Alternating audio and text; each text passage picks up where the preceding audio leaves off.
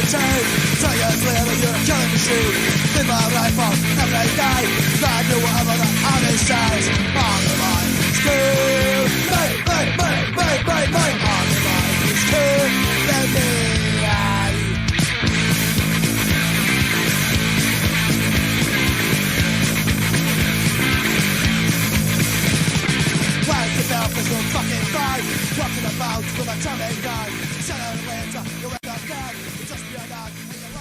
Welcome back. Golden Griffey Graham and Dr. Tim Graham here with you. A couple of evil Satanists that love to wrestle. How have you been spending your week as a Satanist again? I'm depressed, Griff. I'm standing here. I'm staring into the acid pit. The acid pit is staring back into me. I wanted to use this acid pit so bad. I wanted to use it on the most satanic night, Devil's Night. Right. Well, I don't want to go into it. We found God. You know, it happens. It happens. It's a phase we all go through. Even the best of us. Marilyn Manson found God recently. Yeah, and I'm sure he's as sincere as we are. I can't wait for his Jesus album. Because he's going to do one. With Kanye. Yeah, there we go. That's what he found God with Kanye. God, yay.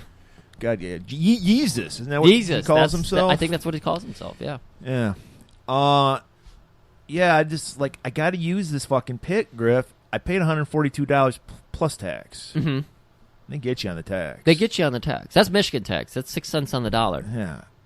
And I got to use it. I can't just throw apple cores in it. Well, that's wasteful. It is wasteful because that should be out, in the world. Composting, yeah. So what are we going to do with this vat? Like, I know there was a moment of silence in my life recently, and all I could hear was the bubbling sound of that pit of acid. Burbling. Yeah. I got one guy I want to put in the acid pit. He's been in the news a lot lately. Not real news, just like wasteful news. Sure. In my opinion, he's the most least deserving of fame person I've ever seen in my life. There's a lot of them. He's out there. Ginty level to me. Like, he's on my Mount Rushmore people I want to just kick in the face. I have a very irrational hatred of this guy. Where is the Mount Rushmore for shitty people? So Mount Rushmore's in what? North Stone Dakota? Mountain? Isn't that where all the Confederate version of the Stone Mountain? Yeah, isn't Stone Mountain, Georgia? Don't they have the Confederate version of the Mount Rushmore? I didn't know they did. There? Well, we need to blow it up. Okay. I'm speaking of one Mr. Pete Davidson. I hate this fucking guy. Is that the SNL guy? Yes. Oh. Is there anybody less deserving of fame than this guy? He has no talent. He looks like fucking Gollum. He's hideous looking. All these hot chicks want to fuck him for some reason. I hate this motherfucker. His whole shtick is, I suck, and people love him for him sucking. And he's like, and he's got the fucking dark circles. He's got the butthole eyes going on. Jesus. It's like, by the way, that's my favorite Kim Carnes song, Butthole Davidson Eyes. 3 people listening will get that reference. I hate this fucking guy. He's fucking Kim Kardashian right now. What? Yeah. And this is his move. I can just tell, not only is he a piece of shit, I can tell he's a manipulative piece of shit because he's been milking his dad dying in 9/11 for the past 20 years. That's his shtick. So I can tell he's that guy. Like, he'll move in on the friend thing first, and then they'll be watching a movie, and then he'll muster up that tear, and they go, "What's wrong, Pete?" It's my dad. He died 20. And I tell him, and then he's like, "Oh," and then put your greasy head on my bosom, and then he's like, "Oh." I fucking hate this guy. Go away, Pete Davidson. You don't deserve fame. You deserve to be thrown in an acid pit. You know who I would throw in the acid pit? Very much in the news right now as well. I've been trying to call this man out because of his appearance on Jeopardy. And everyone was like, "Oh, he was so good." I said, "No, he was fucking robotic and stiff as a motherfucker. Plus, he's one of these California guys. He's probably a crazy crystal mama in a daddy form." You know who I'm talking about. Exactly what you're talking about. Motherfucking Aaron Rodgers. And now it's out that Griff has an irrational hatred of Aaron Rodgers. I had respect for him just because of his football attributes, but he always kicks our ass. But then when he got on Jeopardy and people were asking me, like strangers and everything, "Man, you must really liked Aaron Rodgers. He did a good job." I was like, he's the worst. He couldn't function as a human being. Like, I struggle to come up with words all the time. Yeah. But this is a guy who was up there just like, yeah, it's pretty good right there, what you did. It was hard for him to pretend he gave a shit about the contestants. Exactly. And then he was like, yeah, I'm just going to retire and be the host of Jeopardy. I was like, motherfucker, if they made you the host of Jeopardy, I would stop watching Jeopardy because I couldn't look at him that long. So him and his whole story about how we talked to Joe Rogan and how he fucking eluded the NFL protocols how he and like everything. tiptoed around it by saying I took precautions or something. He didn't say I didn't get vaccinated. What he said, somebody asked him, well, I guess Dak Prescott, if the Cowboys quarterback, said that's a HIPAA violation. He did that route, which is just amazing. When a journalist asked him, he did the conservative thing and said, oh, it's so good to not be Christian boys anymore to make fun of the evangelicals. Right. He said that's a HIPAA violation, and it's fucking not. You're just stupid. But Aaron Rodgers said, I'm immunized. Instead of saying I'm vaccinated. Right. But because everyone's enamored by Aaron Rodgers, they just let it go. They didn't follow up. No one raised an eyebrow to it. It's not like he kneeled at a football game or something. Yeah, serious. That would be serious. Oh. So he doesn't get to play this week, so I'm going to try to fly him out here, say this is the Jeopardy Studios, you got the job, and I'm going to push him in the vat of acid. I wouldn't stand in your way. I wouldn't stand in my way. Well, I would stand you in the way to like show him the vat of acid, then you stick your leg out to trip him, and then he would fall in. I like that idea. I like it too. So we know what we're going to do with the vat of acid. We just need to get him here. We just need to use this fucking vat of acid. I mean, it's burning holes in our compound. I mean, it's not. It is splashing everywhere, everybody. It's dangerous. And I'm constantly getting like little like droplets and shit burning my pants and shit. Yeah, no, we're going to be going out to a beautiful... I mean, shit, I don't like... I mean, look, we're exhausted from Rucker. We love our guests. We're going to have you back on, but we're exhausted. It's exhausting from us. We're not going to have any guests probably for the rest of the year. Maybe a tippy tap. I don't know. Maybe. We'll see. But it's exhausting, and we don't want to have to do another one just to have another reason to use the acid pit. Yeah. So, I don't know. Like, maybe anybody got suggestions who they want to throw in the acid pit? Let me know. But, Griff, we got to bounce back. We did the Jesus thing last week, and we need... Before we get to movie, we got other things we need to get out of the way. What else we got to talk about? Oh, well, we got to talk about fucking one of our favorite guests of all time. The fucking genetic jackpot, Joe Coleman... AEW superstar. I thought we were talking about the end of the episode, but oh well, no. Let's just do it in the top of the half. Okay. The genetic jackpot's an AEW superstar now. Yeah, I'm happy for him. He fought about fucking time. People realize what a talent the guy is. So if you want to look up the AEW Dark episode that's on YouTube, I got the link on our Twitter. Okay, awesome. So you'll go check that out. See Joe Coleman wrestle. I don't want to force you guys to watch AEW wrestling. So the match starts at the 4-minute mark. Was it 4 minutes? Yeah. Oh, I thought it was like 15 because there was the FTR interview before it. No, it was 4 minutes. Okay, 4 minutes according to Murray, but it's right at that top half. I know that much. Beautiful match. Well, not beautiful. He got his ass kicked. All right, but it looked like... But he got his ass kicked by main eventers. He didn't get his ass kicked by jobbers. That's the thing. It's like... I think these guys were tag team champions. Tag team champions, biggest competition shows. Exactly. He's just got to train a little more in nature is what I told him. I said, you looked a little rusty. You got to get in nature a little bit more, and Joe respects that. And I respect Joe.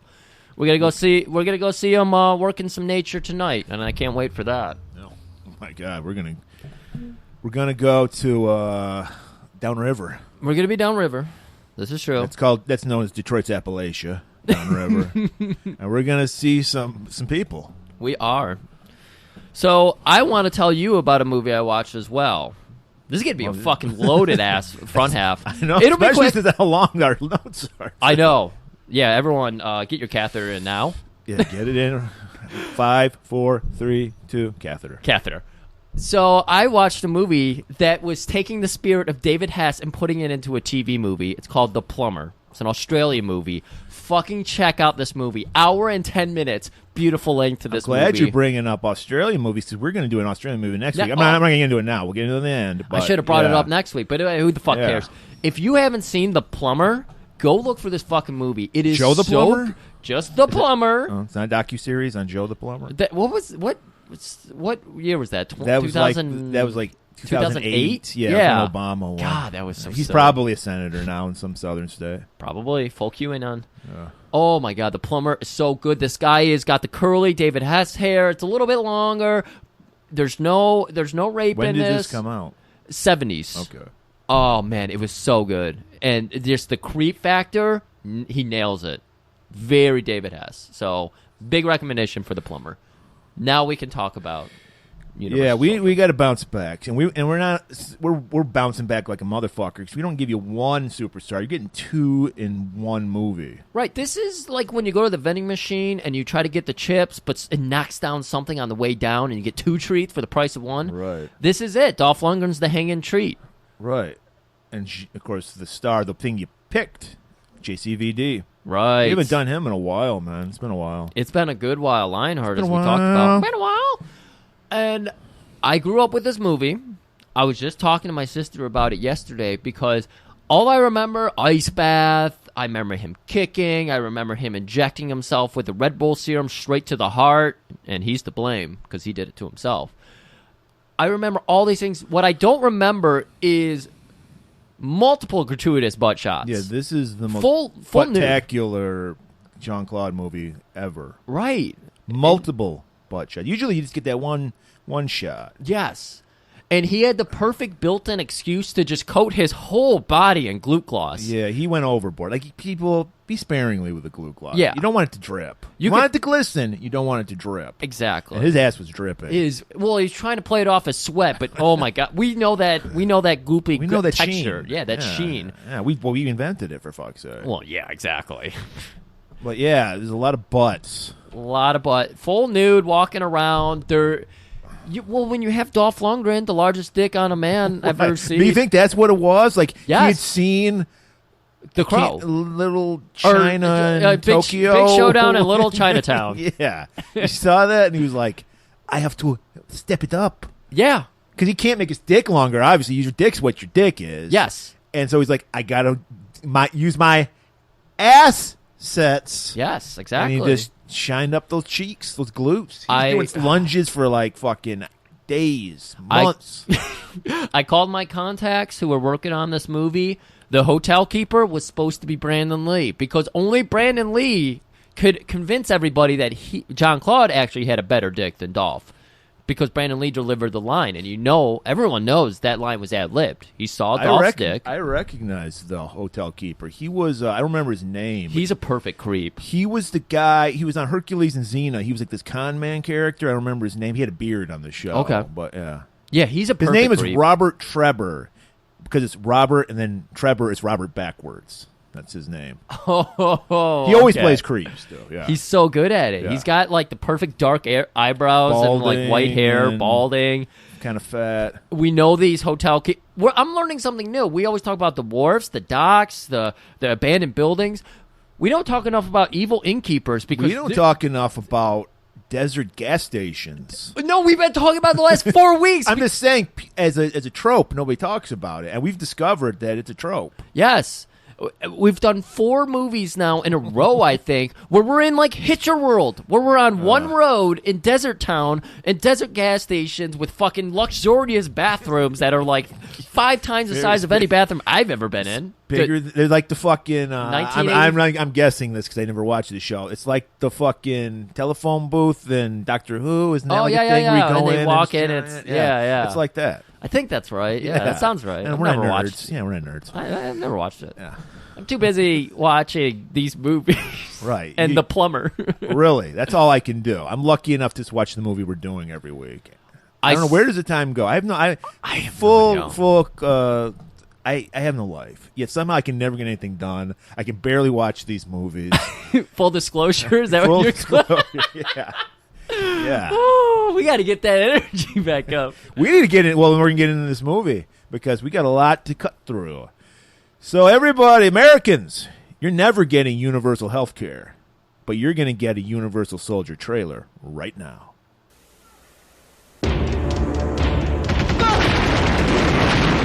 It was a top-secret government project.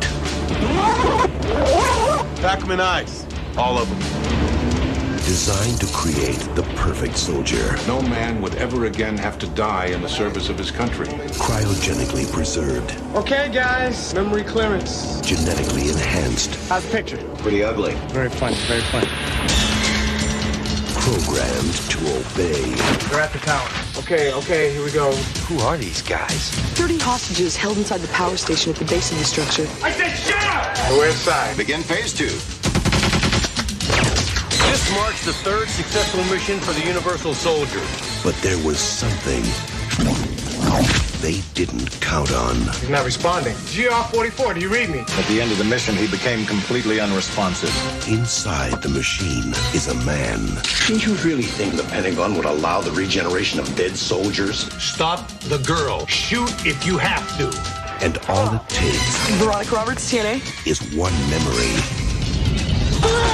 You didn't do anything! to awaken him. Let's go! Hit it! Traitor. Universal Soldier. What the hell did they do to you? Don't know. But I'm going to find out. One can't be controlled. Buckle up. The other cannot be stopped. This mission has been canceled. I'm giving the orders from now on. I'm gonna teach them all. Are we having fun yet? The ultimate weapons of the future have declared war on each other. Jean-Claude Van Damme, Dolph Lundgren, Universal Soldier. Stop. That is an order. All right, we're back, and Nam, I feel like we were just Born on a bayou. It's got to be Born on the Bayou. Gotta be. Well, it fits because his character, Luke Devereaux, was born on the bayou. Literally. Chance Bordeaux, Luke Devereaux. That's his thing. He's always got to have like a French last name. He's always got to be a Cajun. Occasion. Because, he's a soldier. We- He's an American soldier. We're going to talk about it later, but we've also found another John Claude trope that I never noticed until we started doing these movies for the show. So we're deep. We're just fucking right into the Nam thing. It's 1969, the summer of '69. Bryan Adams, we all loved it. Mm-hmm. And the guy, they're in a battle. They're in a village. It's actually filmed on a golf course, but it was. And so we see this guy coming up to Luke, going, "Sergeant's lost, and he's killing everybody."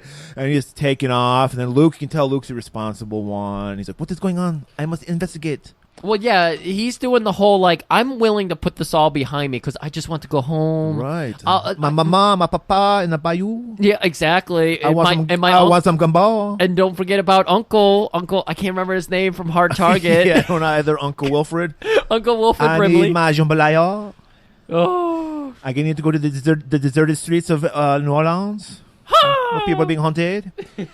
So he has to investigate. 'Cause like you said, he wants to get the fuck out of here, man. He's done his tour. They're 2 days away. They're the same. They're in the same platoon as Rutger Hauer's Blind Fury character. They're just 2 hours away. That's right. And we know this is an innocent village. It just so happens that Rutger manages to hide. God, how does this work into the Rutger universe? But it does. You see him in the background. He, of course, gets stuck there, and he almost became a Unisoul. Right. Rutger was so close. Yes. I wonder what they could have done for his blind eyes. They probably could have fixed them because they put cameras in them. So he sees our villain of the movie, a twist for, well, no, I guess not, because Dolph's claim to fame was he was Drago, so I guess he's used to playing villains. Yeah. But this is a different villain. He's Sergeant Andrew Scott. Andrew Scott, that's right. And he's lost. He's full-blown lost. He's got the fucking ear necklace. Well, our first glimpse of him is a close-up of him preparing that necklace of ears. And you could tell he's gone full insane. And then they like cut up and they're just showing you like a profile, but it's like a close up of his ear because he's got this weird. What like, was that? It was like a little braid. He like clipped something into his hair, like a roach clip with a feather. I mean, yeah, it was very like a little Mr. Because he does that later in the movie. I'm like, yes, he does. What's going on with that? I like what they do with memory in this movie. I do really appreciate. There's a lot of callbacks to Nam in this yes, movie. I like it because it reminds me of like a PKD kind of toss in there. So he's got a young man and a young woman at gunpoint. And Luke is like, Sarge, we need to... Do not kill them. They're innocent. All these people are innocent. How could you kill them? We're 2 days away, 2 hours away from our tour being over. I had to kill them. They wouldn't listen. The war never ends. He doesn't want to leave, dude. He's fucking Kurtz, dude. He's like, I want to fucking stay. Yes, and he's... Apocalypse now. Look, he's not calling these people an offensive word, a racist word here, but I think we can go ahead and say he's a racist because he is saying all these brown people are traitors. Is that a hate crime? Or do you have to say a racist word while you murder them? I think it's a hate crime. Okay. So he's committing all these hate crimes on these people, and he's like, look at them all. Do you see how they look at us? They're traitors. Everybody's a traitor. What about our own guys? They're traitors too. And then he goes, Private, I want you to kill these 2 people. I cannot do that, Sarge. Traitor! And then he shoots the man in the face. Right. Murders him. The woman that was with the guy being held hostage, she gets up and runs away. And Luke screams at her, run, run. And they're out the door, and Luke falls over because, I mean, it's rained so much, you know, he's sunk into the ground. Thankfully, my lawn's finally kind of solidified because it's often like that. And so he's falling over, and he's yelling at the woman to run. But for some reason, and it gets called back in this movie, is that when women hear Luke yell run, they're like, wait, what did you say? And they stop and they just stare. It's the accent. It confuses them. Where is that accent from? And so, yeah, she gets grenaded. She gets blown up.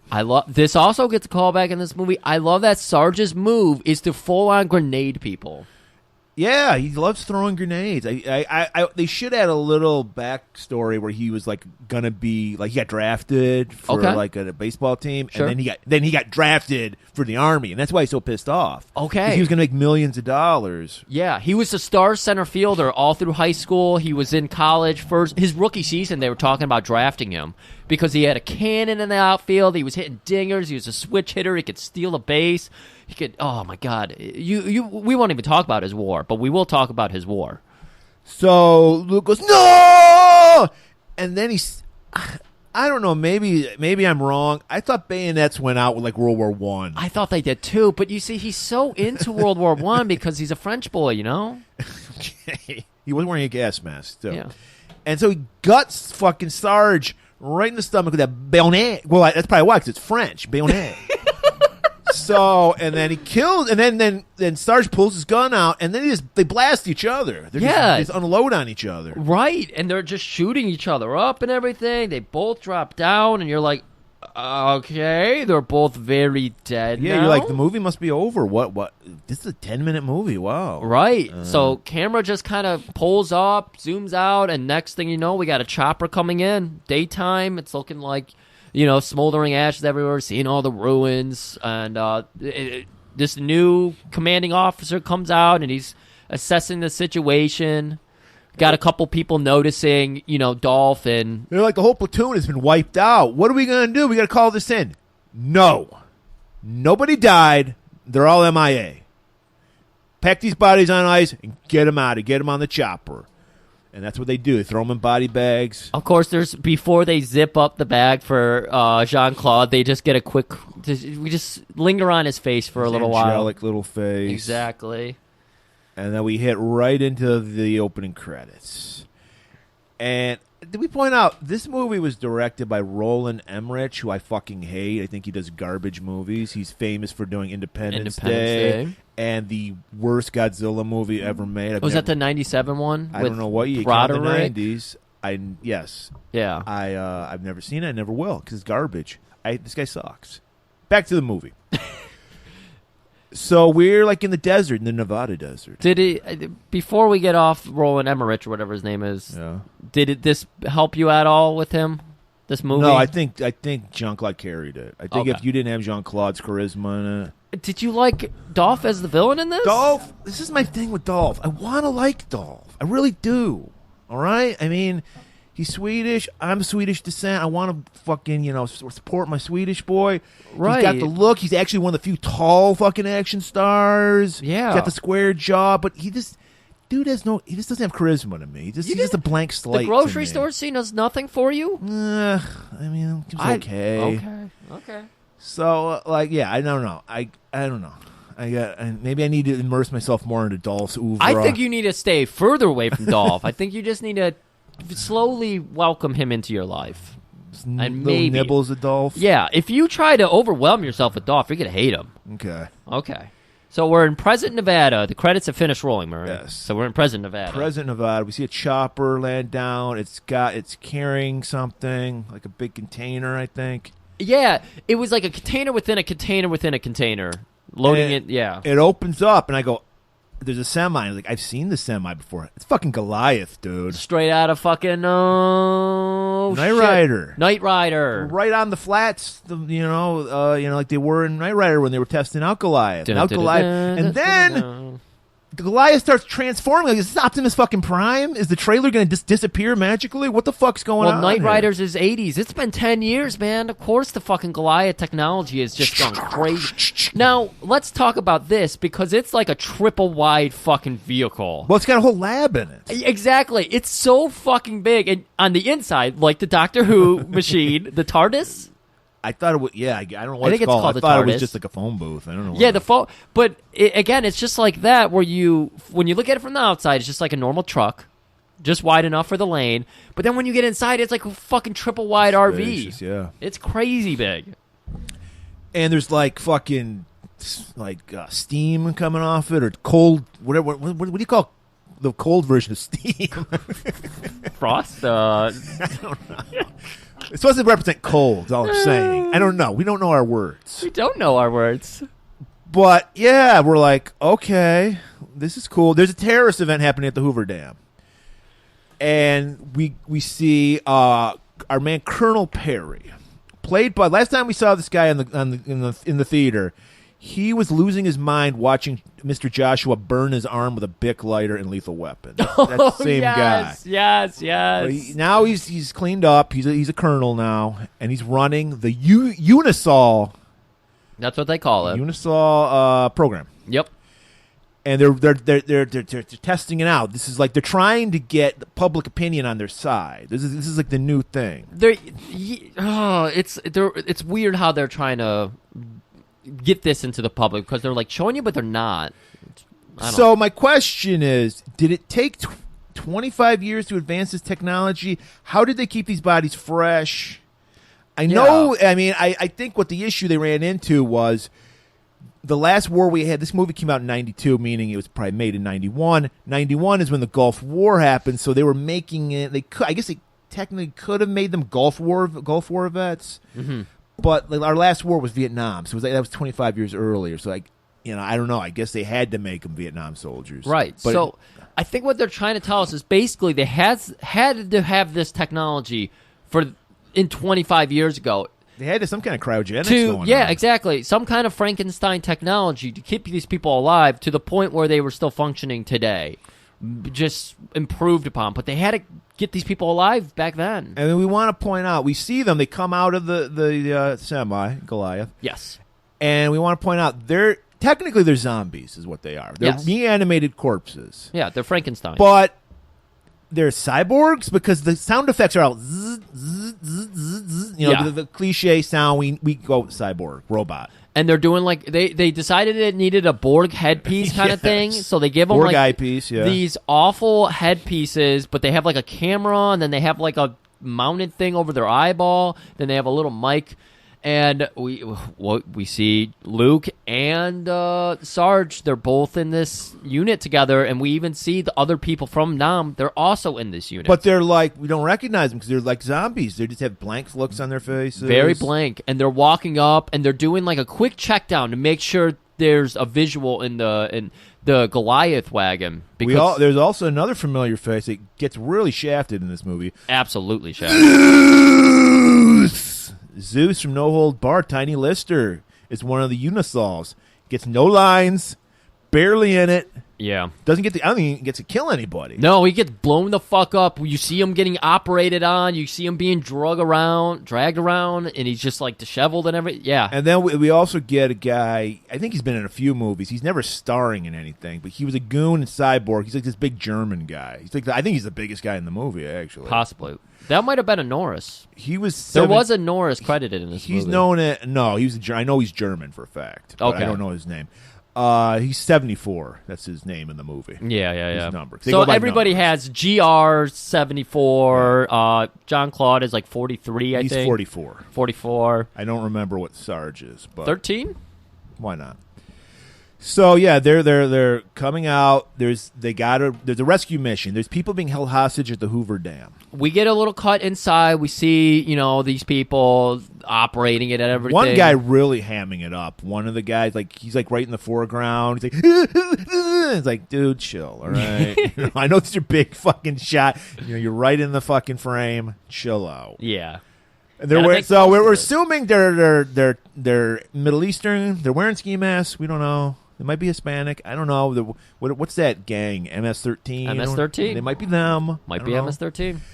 And we're like, they're bad hombres is what they are. Right. And so now we're going to introduce, we got this CNA crew. CNA. Wink. One of our television crews. They're here to do a coverage of the terrorist situation. Well, we got a superstar here. And we know her name's Ronnie. Veronica, but she's called Ronnie throughout the movie. And we can tell she flies by the seat of her pants. She's a free spirit. But she takes her journalism seriously. You know how I know that, Griff? Because she drives in a station wagon, first of all. Very weird car for a woman. I wouldn't put this woman into a station wagon. I think she's fucking living out of it. That might be. I think she's kind of She's living the station wagon life? I think she is. I think she's trying to be like this fucking hardcore journalist. Well, she's hardcore, Griff, because she's wearing a fedora with a little piece of paper that says press on it. So we know she's a journalist. Yeah. And so, but she's also free spirit because she's wearing some baggy 90s shorts. Yes. Fresh white Reeboks. Yeah. And a billowy, pillowy kind of shirt. Right. And so she's got a jacket there. And she's got the cigarette hanging because she's a hard, tough journalist. And of course, she's got the, whatever they call it. I forget what those sunglasses are called. The military ones. Can't think of them. But she's just puts out the cigarette. All right, I'm ready. Throws a blazer on. Her nerd cameraman Huey is like, aren't you going to take off those fresh white Reeboks? She's like, just above the waist. Yep. Her beleaguered editor is there for Chuck. some reason. And he's just like, oh, not Ronnie again. She's doing her thing. Yep. And then she just fucking spits fire into the mic. It's one take. Yeah. Doesn't have to write down her lines. She doesn't have to practice it. She shows up. She knows what she's doing. She knows the story. She's got the bullet points thought out in her head. She doesn't have to go backstage and work on it with anybody else. But you got to remember, Griff, this is 92. This is a very unenlightened time. So, Chuck, is that his name? Chuck immediately pinches her ass when he's done. Yeah. And is like, what'd I tell you about wearing those fresh white Reeboks? I want you in high heels. Yes. I want you in fuck me pumps. I want you in fuck me pumps. I don't like these junky shorts you're wearing. They look too comfortable. I can't even tell if you're a man or a woman. They're not form fitting at all. Exactly. I want tuchus. Here's some bicycle shorts. Please put these bicycle shorts on. And she's like, I'm not going to do it. I'm a journalist. He's like, oh yeah? Well, you're fired because you could do that back then. Now walk off a dam, bitch. Walk. So she scurries off. Then there's a story here, and she's like, I don't care if who I'm working for. There's a story here. I'm a journalist. I'm gonna find it. Yeah, she's like, well, now that it's like the cop getting fired early in the movie. It's like, well, fine, now I can work on my own. My hands are no longer tied. Right. So yeah, he did demand her gun and badge too. He's like, yes. I want your gun, badge, and your fedora. Yeah. You don't get that press. You don't get that press. She's not a member of the press anymore. Exactly. Because if you have a hat with a press thing, they have to let you in. They have to let you in. Yeah. We use that to get everywhere. Yeah, it works today. Yeah, it does. Our good friend told us that one. It was a good tip. So now we see like a Tomahawk helicopter flying in, dropping the Unisols into the fucking water. They're just diving in the water. Why are you dropping a mile out? Because they can swim. Mile fast. and a half. Mile and a half. And he's like, these people are going to die. We only have 8 minutes. You can't swim a mile and a half in 8 minutes. And he's like, you haven't seen the Unisols yet. Oh, boy. And you got that rapid coolant because they overheat when they're working. Yeah, very bad mission to send somebody in the desert if sweating is their Achilles heel. So here's the thing that I have to bring up now because I'm just thinking about it, and I couldn't stop thinking about it. I'm an adult watching this movie now, so of course I'm wondering, how do these guys fuck? Because they can get their dick up. We know this because John Claude gets his dick up. Does he? Yes. They allude to that. Okay. So there's blood flow happening there. Well, rigor mortis. There's blood flow happening there because it goes down and up, so he can control it still. Does that mean Can he still control? We don't know if he can control it. I can't even control it.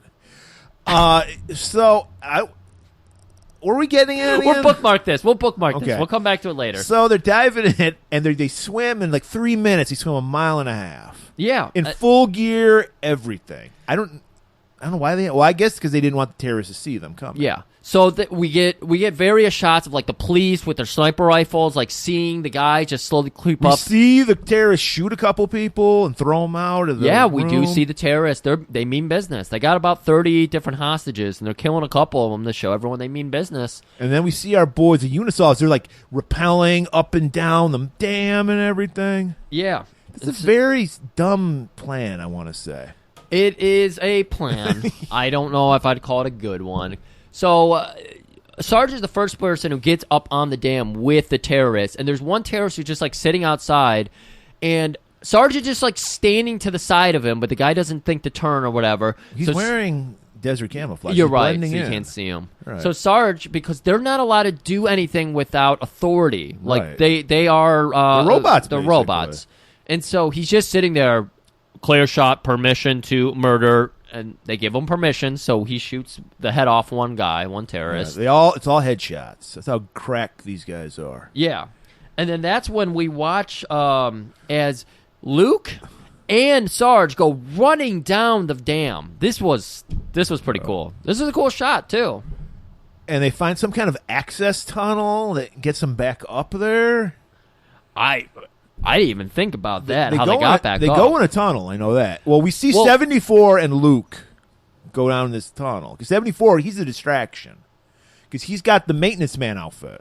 We do get a couple kills outside. I forget what they do. Yeah. I think they just break their necks. Yeah. Because there's two guys at the bottom of the dam not getting sniped for some reason. Yeah, well, I guess they're holding that's off. to tell you that this isn't all it's cracked up to be. Because Sarge snaps the dude's neck. And they're like... He likes this shit. Like they're like seeing like he's not doing what he's supposed to be doing. Well, he snapped his neck without permission, and then he gave him a Rudy Ray rub out, and that's when it's like he's got a little sass to him. Yeah, I like it, but still, yeah, check into that. So like the nerds working there are getting worried, but Perry's digging it. He's like, this is working because this is his idea, dude. And he's like, he's trying to sell this to the media that we need to invest into Unisols. Right. This is a whole publicity stunt. Is basically what it is. Yeah. And actually, apparently, according to my IMDb's, it really was in this original script. It was a publicity stunt. Those guys were actors, and they actually killed these guys, the terrorists. They weren't real people. They were actors. Oh, they weren't real terrorists. So it was supposed to be a publicity stunt, but they changed it for the movie where it really is terrorists. So yeah, so they get in. So this is their plan. 74. Puts on like a coverall, Michael Myers coverall, and a hard hat, and he's going to work. He's got his lunchbox. And he's just gonna walk toward them. Yes. And they're gonna shoot him as you'd expect them to do when he tells them to stop, and he doesn't stop. And we see the Goliath, the headquarters, their view, like we're watching them in that horrible fucking camera footage they have. It's not even 180p quality here. It's scattery. It's gas station quality. It's gas station gas quality? station closed circuit TV quality. Oh, yeah, there we go. Where you can't see any, like, why do they have these cameras you can never see anybody murdering somebody? It's a step above scramble porn is what they're seeing here. They have to read it like The Matrix. But they're like, okay, we got two There was a triangle formation here. They had two terrorists right up front, and then they had one further down the hallway in the back. Then they had the wall just lined up with hostages. And so that's what they're using 74 for. And 74 just keeps on walking. And they're like, you need to stop now or we're going to fucking murder you. And that's just what they do. We're standing our ground. And when you say you're going to stand your ground, you can't even unload. Terrorists know the law. Yeah. Well, of course they do, because that's how they break it. That's true. How do you know you're breaking the law if you don't know the law? Yeah. You can't. But they unload in 74. 74 no sells it, just falls down. But behind them, we got fucking Sergeant Luke. Well, yeah, because the terrorists keep walking. They're like, is there anybody else coming down these hallways? And that's when they pop out. This is their fucking plan. The guy's in disguise. He's just there to get shot. And our two heroes are just behind him. That's the fucking plan. It's so stupid as fucking plan. But I guess if you got guys who can be shot, why not? Why not? So Sarge fucking, I guess he shoots some of them. Yeah, yep. I think he shoots all of them. Yeah, I think it was like one. They each share a kill or whatever. But then he looks down. Him and Luke look down, and we see this young Asian couple, the same actors from the beginning of the movie, by the way. So our man Luke has a fucking PTSD flashback to Nam again. So we see, he's like, I recognize these people. Sarge is like, they all look the same. He's a racist. We pointed it out earlier. Yeah. He's just looking at their ears. And I Luke, do love Sarge's ear. Dolph did a good job with the ears. Like, he's constantly reaching for people's ears. I love it. Caressing the lobes. Yes. So good. So good. And he's like, I'm glad you don't have a hoop there.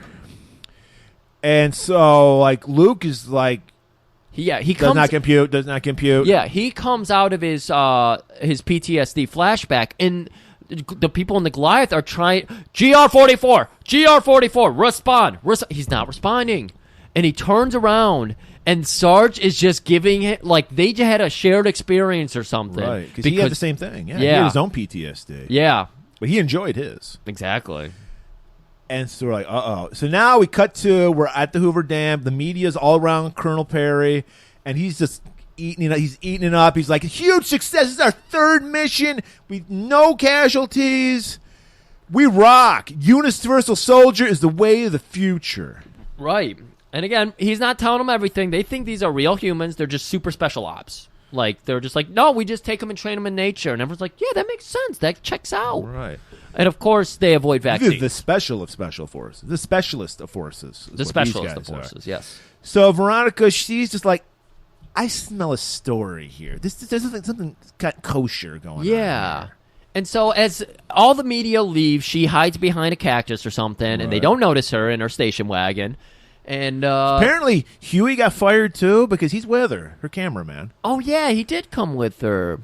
Maybe in solidarity quit, Maybe, or maybe he's just a freelancer. Could be. He's a gig worker. He might just be a gig worker. Yeah, he's got no skill other than holding the camera up. Or maybe he's trying to get with Veronica. That could be it. That's probably it. Hey, you could stay with me and my mom in our apartment. Sure thing, kid. Pats him on the head. So she follows him back to their desert compound base. It's just basically nothing. It's just Goliath in the middle of the desert. Yeah, there's like an airstrip and everything too. And she puts on her leather New York jacket. Yes. I was like, I could see Dusty wearing one of those. If he got it for free. 3 sizes larger and free, of course. It's the right price. And of course, she's an investigative journalist. She's snooping around. She's looking at shit. She sees this it's a sarcophagus. It is a sarcophagus.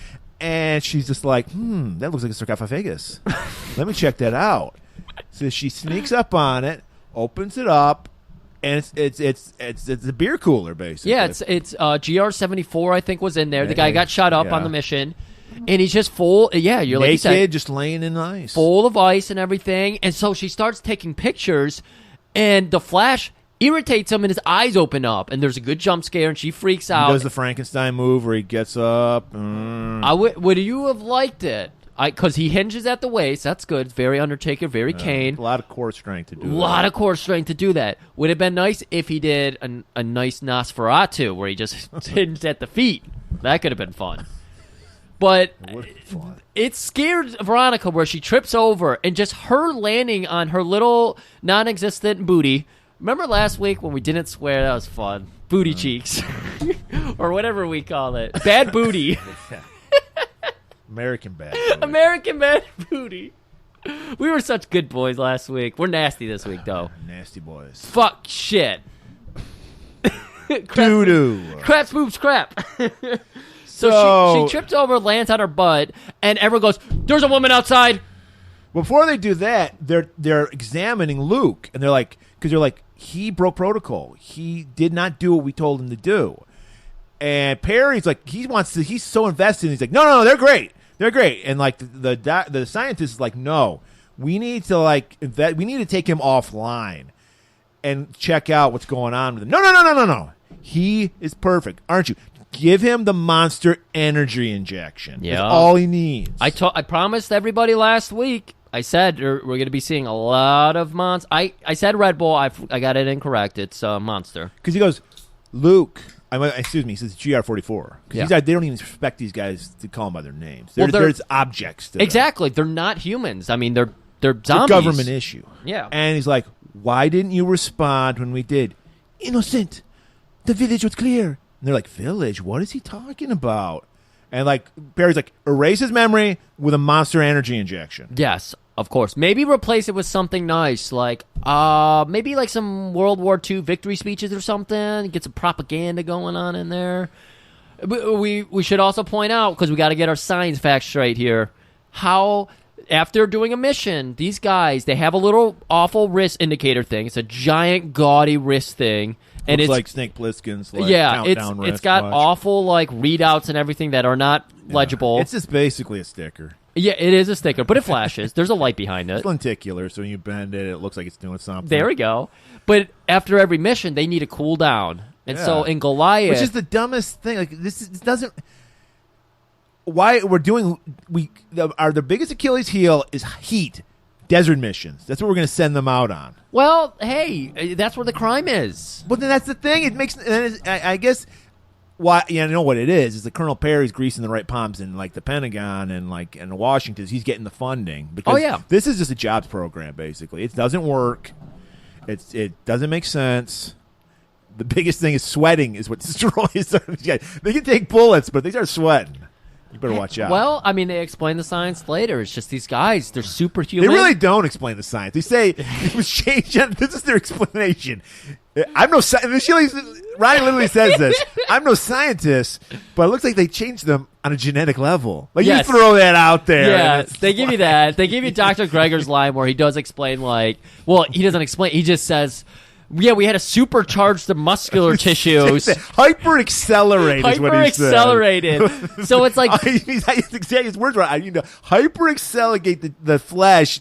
to reanimate it. Yes. The dead flesh to reanimate it. And so after a certain amount of activity, it's like they have to go in and incubate for a while. Yes. So they go into they need to chill. A 60 below sub-zero chamber to chill out. Right. Yes.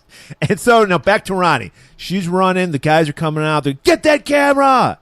They're chasing after her. She leaps in the car. She's like, step on it, Huey. Huey immediately crashes. For some reason, there's a ramp out in the middle of the desert.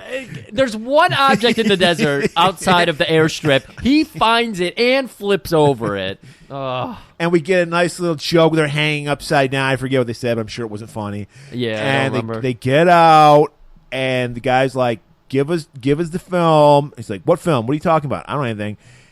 And I think it's like Sarge is there, and he's ready to kill their asses. Yeah, well, Sarge is holding out the gun immediately because that's what Sarge. You can't.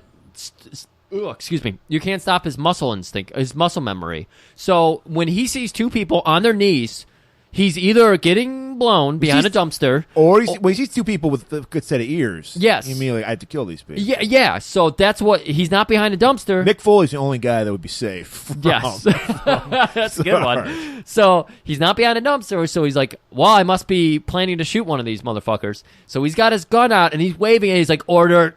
You see the twitching. You're like, oh my god, he wants to shoot these guys real bad. And then Huey makes a mistake going, I know my rights, and then he just shoots him right in the head. Yeah, you don't ever talk about rights in front of him because I mean, Sarge has his rights too, and he's standing his ground. Right. He's under God's green earth. That means he can stand his ground anywhere. But that murder triggers another PTSD flashback in Luke. So Luke snaps out of it and just grabs Ronnie and starts running with her. Throws her in a car. Just a regular car. You think, what car is this? They should be military vehicles here. It wasn't just a regular car. Just looked like a Jeep. Throws her in there. They get in. Or you know what it was? It was a Bronco. They just had a Bronco on the set. And they take off. They get about 200 feet down the road before, and we're hearing it in Goliath. They're like, he's escaping, GR44, you must stop. And he stops. He's like, I have to stop. No, you need to go. Step on the gas. I have to stop. They tell me to stop. I have to stop.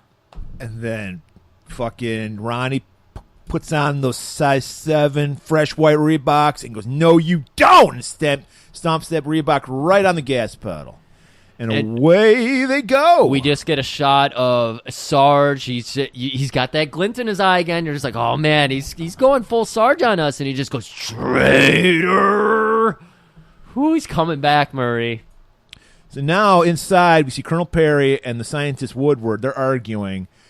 Because the scientist's like, we have to shut this shit down, all right? Mm-hmm. And we need to see what the Pentagon wants us to do. And then Perry's like, Pentagon?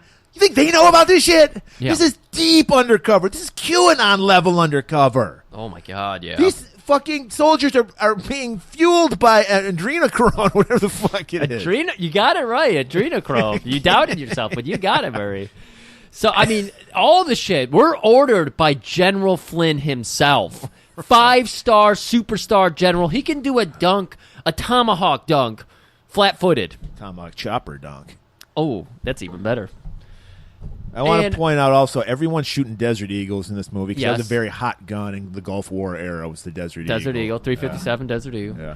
I also love that Woodward, great name for a nerd scientist. Right. He also the other one was Bernstein. Yeah. Oh, also nice. So you can tell they're traitors too. That's a little foreshadowing. Oh, okay, good call. Yeah. And I also like that Woodward has the Sally Jelly Raphael glasses. Yeah. Sally Jesse Raphael? Who? You said Sally Jelly Raphael. So... Of course he's got to have glasses. He's a nerd. Yeah, he's an international he's a nerd thing. It's a national nerd thing. So they're like, to catch a universal soldier, you must send out universal soldiers. We all know that. It's a fact. So in Goliath, they're all like, well, we're not taking off today. We're going to go out and fucking catch these motherfuckers. So now we cut back to Luke and Ronnie. They're driving. She notices he took a bullet. And she's like, you're bleeding, man. And he just no-sells it. His vest didn't work either. God is the only vest that works. Well, you notice that it's true in movies, because you always see, like, in movies, like, soldiers, terrorists, whatever, they all have tactical vests. They never stop bullets. Yeah. They always get killed. In fact, if you have one, you're going to die. Yeah. It's a good call. And I guess we learned a lot. If anything we learned from the movie from last week is bulletproof vests don't work. Yes. They're a scam. Exactly. Which is why you need traveling bulletproof vest salesman. You can tell right there he's a scam. He's like a carny. Well, as soon as you see somebody with bleach blonde tips like that coming in your place, you should just turn him away. Well, first thing I say is, do you believe in the word of God? And if he hesitates at all, I go, I'm not buying Get the fuck out of my store. So Luke no-sells it, just grabs. This is back in the day when people smoked, because people are constantly smoking in this movie. At least Ronnie is. Ronnie is, yeah. And he just gets a cigarette lighter. We don't have those in cars anymore. And he just cauterizes that bullet, which I don't think how that would work, but it works. The bleeding has stopped. Beat. Now, you see, I'm realizing again that Jean-Claude always has to play like a robotic person. Yeah, so it fits his acting style. Cyborg, robotic person, and then you have this movie, robotic person. But he wasn't a robotic person in Cyborg. He acted like one, you're right. Well, yeah. He's always just got to be like this quiet, strong guy because he can't pump act. up an audience. Yeah. Well, he can. No, come on. Jean-Claude can pump on when he's not acting. Yeah, that's true. When he's fighting, come on. We got to admit, Jean-Claude has the prettiest kicks in movies. Mm-hmm. No, oh god, he looks fucking great. I mean, those glutes alone. So, I am so glad we're off the God bandwagon because I might be a little gay for Jean-Claude. And little? They don't accept the gays in the Jesus world, I think. Jesus loves everybody as long as you admit you're a sinner. We learned that. Oh, okay. Well, As long as fuck you ask forgiveness, you can do whatever you want. All bets are off. all I know is that Lil Nas X guy proved that the devil is really into the queer scene. So that's another reason Satan's cooler. Okay. So 2 seconds later, they run out of gas. But Luke is like, I got it. He just gets out, just starts pushing the car. He's going 30 miles an hour. He's jogging, people. He's just yet jogging. Yet the fucking speedometer says 30 miles an hour. He's going tops 5 miles an hour. But whatever. We're going with it. I loved it. We're going with it. It was such a fun. And you've got the Goliath barreling down the road, and they can't catch up to him. Pushes them into another state. They're in an Yes. Arizona gas station Yes, now. they have gone from Nevada to Arizona, 30 miles an hour, but somehow faster. Past the Goliath cannot catch up to him because John. It's a gas station / motel. And think about how long that had to take. Yeah, well, I don't know if he's going 30 miles an hour. Yeah, that would take a long time. Yeah, and so And they're probably taking back roads. He can't go on the freeway. yeah. Yeah, that would be a long time. So they stop at this place was weird architecture. It seemed like it was like a car dealership, like because it had all glass fronts. Yeah. I think that's what it was before, and they made it into a hotel. I like it. That's a cool And little set, though. They I got to liked it. stop because she needs to call in this hot tip, even though she's not working for anybody. Well, she's a freelancer. It's more important than ever now that she's got a hot tip. She needs to get people hungry for that tip, Murray. Well, but then we didn't have the internet back then. In the old days, she just went on the internet and got this shit out. Right. So, yeah. She still got to work with the system. Right.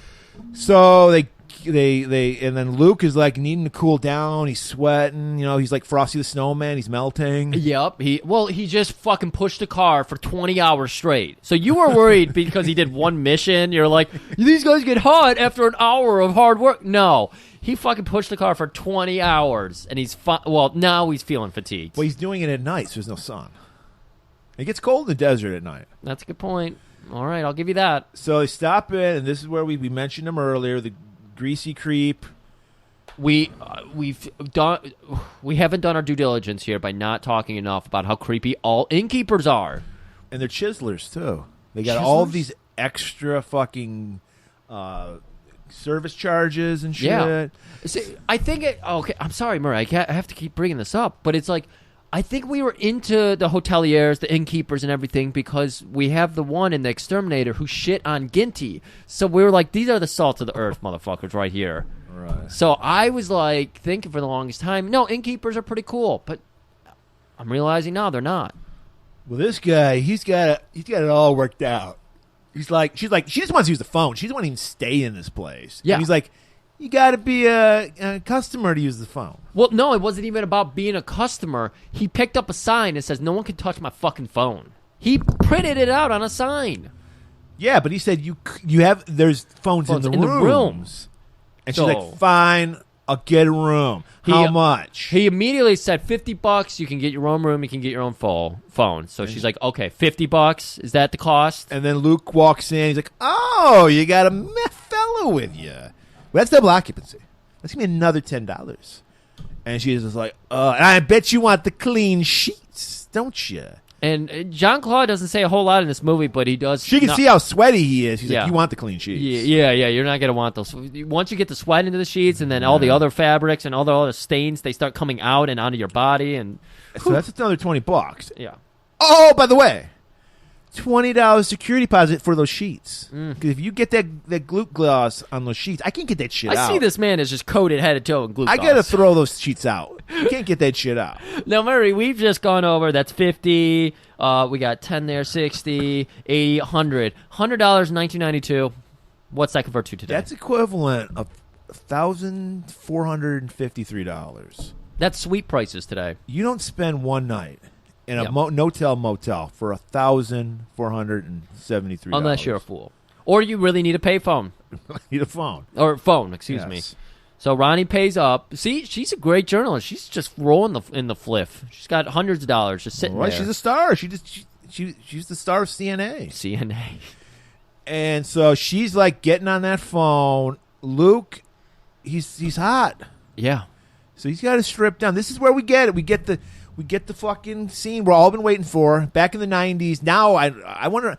We got to look up when was the last ass shot. Maybe do you think he's got the balls in his like What's he like? He's got to be like 60 by now, shouldn't he? You think he's done an after 50 ass shot? You know what? I think he has. I think he's still. I don't know. We might need to delve into the straight for DVD world of Jean-Claude. Like, I feel like he doesn't want people to see that his hairline has retreated, but I think he's okay showing off his glutes still. So he's like, this is what he probably demanded the scene be in here. He's like, 100% did. This is what people come to see me for. Yeah. My glutes, sacre glutes. And so he strips down, and this is what we were saying. Like, first of all, I checked the credits. He wasn't in it. I thought for a second Glenn Danzig did cinematography because this scene lingers on the sweaty ass. This glistening glutes. They're dripping with glute gloss. Like we said, too much. Lingers. It just pans slowly, zooms in, zooms out, gets fucking out of focus, gets into focus. It's a Danzig shot. And then we go, you've had enough. And they go up to the back. Yeah. And I like this because the window's just wide open. So he's just like he's in front of an air conditioner as well. Oh, that's what it was.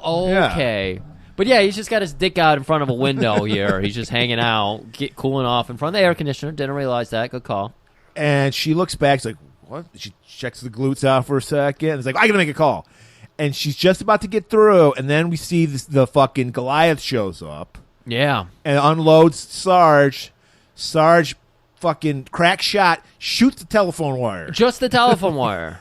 Yeah, because the power is still on and everything. He just hits the telephone wire. It's impressive. So she's like, doing the, hello, I'm not getting any dial tone. She's like, fuck it. I paid $100. I'm going to go into the main lobby and use his fucking phone. I don't give a shit. Right, and I guess she catches like a newscast at some point. Was this in the background? There's a newscast that mentions just in the background mentions Huey being killed, but it says Ronnie was involved with it. She's a suspect. And there's a all-point bulletin looking for her. So we know this is an inside job. Like Perry's covering his tracks. Okay. So Ronnie is just like, she's incredibly frantic at this moment. Phone's going out again. She needs to get this tip on the line. She might have overheard that she's wanted for murder. And so she runs out. She's going back to the innkeeper. She's going to use his phone no matter fucking what. And John Claude is like, you cannot go out there. It's not safe. And just like a zombie, because he's a zombie, he's just stumbling outside naked. Not naked. He's wearing tube socks. Question. Was that implying he was going to rape her, Griff? Because we know when you're naked with tube socks on, you're going to rape somebody. We've learned that from previous movies. Yes. Only rapists keep the socks on. I can only think of Rex and Legion of Iron. Legion of Steel? It's Legion of Iron. This man doesn't seem to understand what a penis is. 2 butt shots for one, because we get another butt shot. We don't get the close up though. We get the full I want body. to point out he was not wearing 2 tube socks. He's wearing 3. He was going full red hot chili peppers. He did have the fucking sock on his dick. Well, he was trying to cock sock. What was happening? We talked about this extensively with Joe Coleman in the Commando episode. The shadow that was being cast by Arnold Schwarzenegger's dick in the Terminator scene. He was going for that. Okay. So he was trying to cast a bigger shadow by using the tube sock because you don't get to see his dick. Also, remember who he's working with. The guy who's the biggest dick that Brandon Lee's ever seen. I know. That's why I was telling you earlier. Brandon Lee's seen a lot of dicks. The innkeeper was supposed to be Brandon Lee because only Brandon Lee can clarify a dick. He's like the guy who can measure poops in South Park. He's a dick whisperer. He just knows, Well, he is the judge of big dicks. Like that's his role he's until a size king. I don't know who it is now because I don't know who took his crown, but that was Brandon. Do you think he had him murdered because he wanted his crown? I think so. I think we just stumbled onto a tip. Fuck this episode. We're gonna do true crime now. Oh my god. I think it was the guy who was directing the guy who was doing the Alec Baldwin movie, and that's why he got shot by. I thought you were gonna say Joe Exotic. No, definitely not Joe Exotic. But I think it was the person that was working on the Alec Baldwin movie. Are you sure it wasn't Pete Davidson?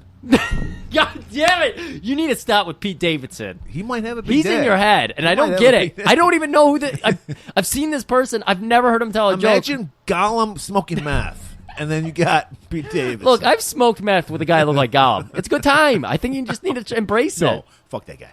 So he collapses. We get this lingering shot of his ass. Everybody in the hotel, you seeing lights pop on, and people are looking out there, and they are getting their money's worth. They're like, "This is the best hotel I've ever been to." Innkeeper's like, they might get their security Innkeeper deposit back. has his 80-year-old mom sitting in a rocking chair in the front window. Like you said, it's a used car lot, so it's all window. And she's looking out, and she's got the biggest smile on her face. And Innkeeper's son looks at her and goes, "Mom, you're a fucking perv. You're a perv." He's going to slap her. So Ronnie gets Luke back into the room.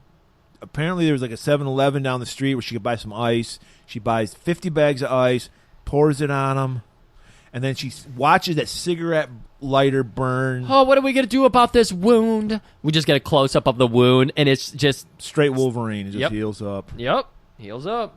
So how did they do that? How did they do that with their fucking super technology? I would like to talk to Dr. Gregor about that.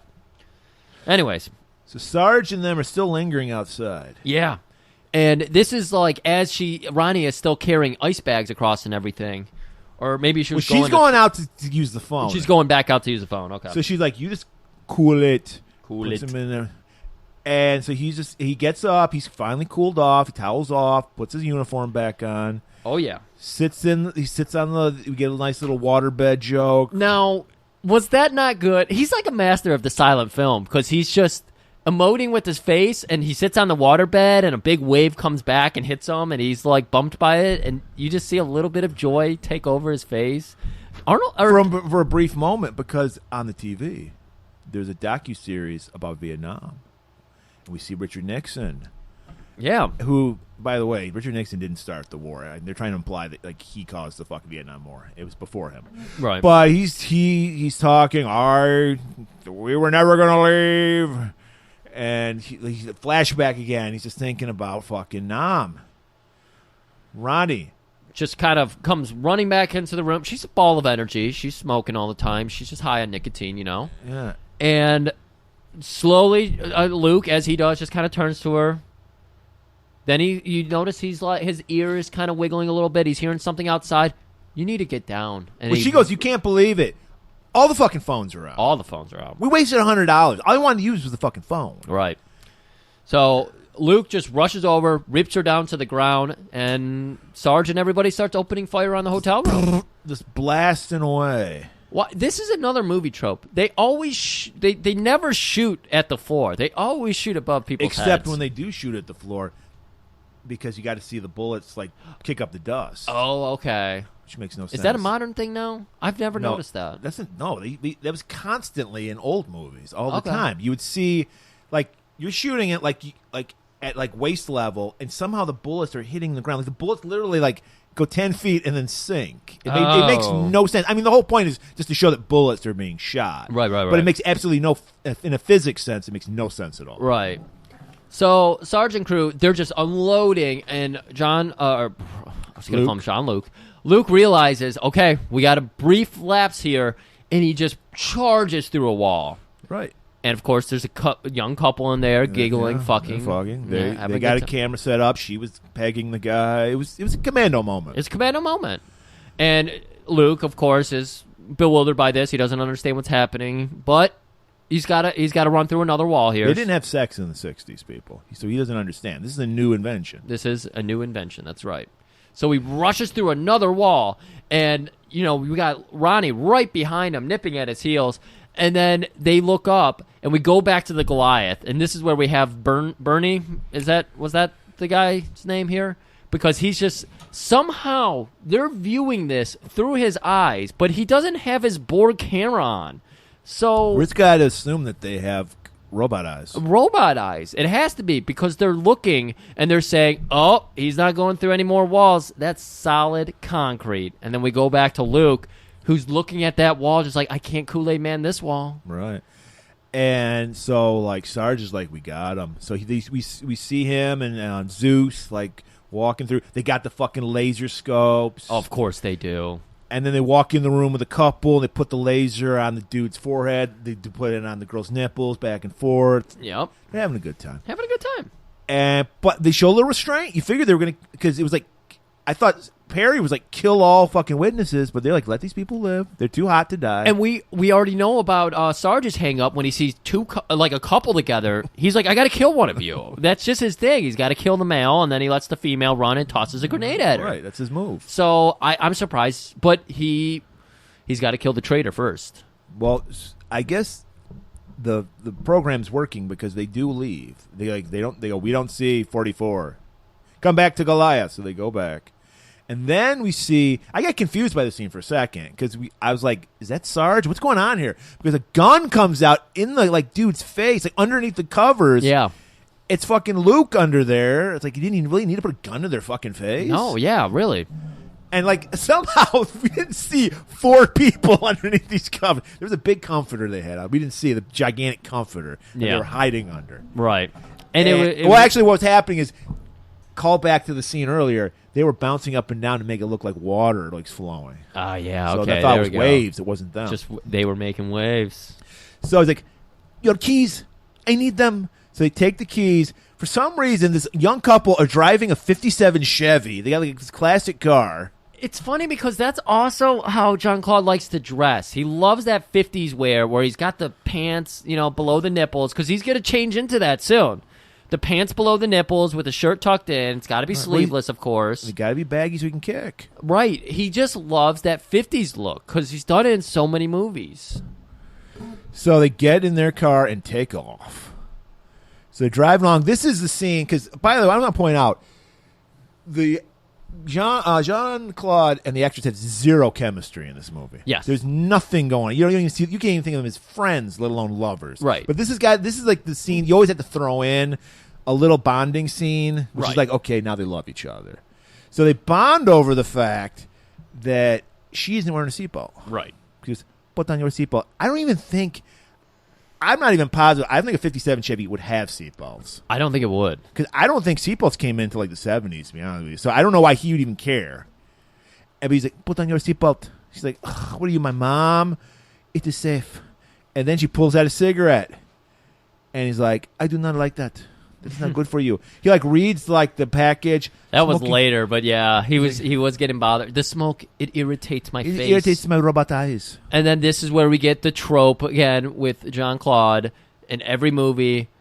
So let me start asking you, and she's a journalist, so of course she's got a million questions she wants to ask, and she starts with, where do you even come from? What is this accent? Are you French, European? What's the deal? What accent? Because he doesn't recognize it. That's the joke, people. Jean-Claude doesn't have an accent. Yeah, and so that question just really cuts deep on him for some reason. So he stops the car. He fucking accent shamed the dude. Right? That could have been it. So he's hurt. That might have been a legit thing that Jean-Claude did. He's like, do I not talk crystal clear English? Do I actually have an accent? So he pulls over. He gets out of the car. He's having an existential crisis. Yeah. Right now. Over an accent. I have to find out what they did to me. So, they got to get gas. The next gas station, 63 miles away. I know that because there's a sign that says that. So they got to stop at this gas station. Another Hitcher gas station. Another one. They pull up. Luke's like, first I must take a shit. So he goes into the. First, we get was the fucking attendant. Was that Gilligan from Gilligan's Island? He looks like it. He's got the fucking giant brimmed hat where it's straight up suicidal tendencies almost. He might have been Soul Collector's dad. Soul Collector's dad. Yeah. And so John, I keep doing it. I keep going for John Luke. Luke hands him the key, says, "You park it." And he's like, "What are you talking about? Do you have the shitter?" Yeah, the shitter's over there. He said shittier. Shittier? He's French. And so he's like, yeah, it's over there. Yes. Ronnie, you come in here with me. I need you to wipe. So he walks in. We thought the high school bathrooms in class of 1984 were spacious. That makes sense. It's for, No. That was a huge fucking bathroom. All right? I've never been in a bathroom that big. Maybe Grand Central Station has a bathroom that big. This is some fucking piece of shit, Hitcher gas station. The most spacious fucking. It's TARDIS level bathroom. There's only one toilet in there too, and it's just all room. Yeah. And he like strips down again. Like we haven't had enough fucking glute. Right. Even Ronnie is just like, oh my God, you're doing this again. And she's like pretending to cover her face, but she's letting one eye peek through because she's like, my God, he's not covered in glute gloss this time. He's looking so much better. Just he had that goop on him. I didn't want to touch that goop. So he's just standing there naked, and he goes, I need you to do something. Find something unusual and hard on me, and then cut it out. And so we get this shot. We got her from behind him. We're just staring right into John Claude's nips, and we're seeing it's just above his waist, so you can see how great his fucking abs are. He's got those Jesus on the cross abs. He's looking so good, and she's going up and down, and they're just talking about, I don't even remember what they're talking about. The scene's just so hot. I don't remember this as a kid. This is one of the scenes I don't remember as a kid, but I saw his doll. I was like, fuck, I'm starting to sweat. I need to apply some glute gloss to get rid of the sweat. And she commences first of all, she checks his pecs, and she's like, no lumps, don't worry, don't have breast cancer. And then she's like frisking him. She's getting down there, getting all up in the thigh area. For some reason, I think it was because the guy, the attendant came back, what do you mean, park your car? What do you mean, park your car? And that in that moment where John Claude was distracted, she apparently, this is what they're alluding to, Murray. This is what I was telling you about. She apparently grabs his dick, and she goes, ho-ho! This is unusually hard. And he's like, is something unusual and hard? And she's like, no, that's supposed to be hard. Well, oh, Murray, you were so distracted by his dick. You just fucking made a huge mess. Oh. Hey, don't apply that. You don't know what they're talking about. I spilled a drink. He's trying to make it look like I came or something. Oh, yeah. Well, that is what happened. 113. Whew! Okay, Murray has cleaned himself up. He's gone to his car, got himself some new drawers. Some wet wipes. I'm on good to go. So, yeah, what we pointed out when he said, did you see anything unusual and hard? He's saying that with his head between his legs because he bends like totally fully down. Well, yeah, no, she continues to work down his body after she was caught fondling his junk, taking advantage of an idiot is what she's doing. He's basically on the spectrum, and she's taking advantage of him. Well, just because he can get hard doesn't mean he's feeling it. Remember, he's a zombie. He probably doesn't feel anything. It's true. That's true. So she keeps working, and then she gets to the back. She's kneading the cheeks. Yep. Yeah. She's getting she's grabbing the cakes. No. She's grabbing the cakes. But she works down. She gets to like the calves, and she's like, "There's something weird going on with your calves. They're just too muscular." And he's like, "All right. Did you find something?" "Yeah, I think I found some." And then Murray, you're very into this scene. Not really. He bends in half, so he's looking at her between his legs. I thought he was going to do the prison thing where they make you bend over and pull your butt cheeks out and cough, and then the tracker was going to come out his ass. Oh. But no, she's like, I think I see something hard here. And it was in his thigh. And he pulls out like a knife like out of his ass. Where did this knife come from? Cut it out. Yeah, really, I didn't even think about that. Where did the knife come from? I don't know. Interesting. And she's like, I can't do that. So he does it. He cuts his own thigh. Yeah. And then he's like, pull it out. And she pulls out this gigantic fucking tracker. It looks like the thing they put on people's like ankle when they're house arrest. House arrest, yeah. And she's like, yeah, I think this is it.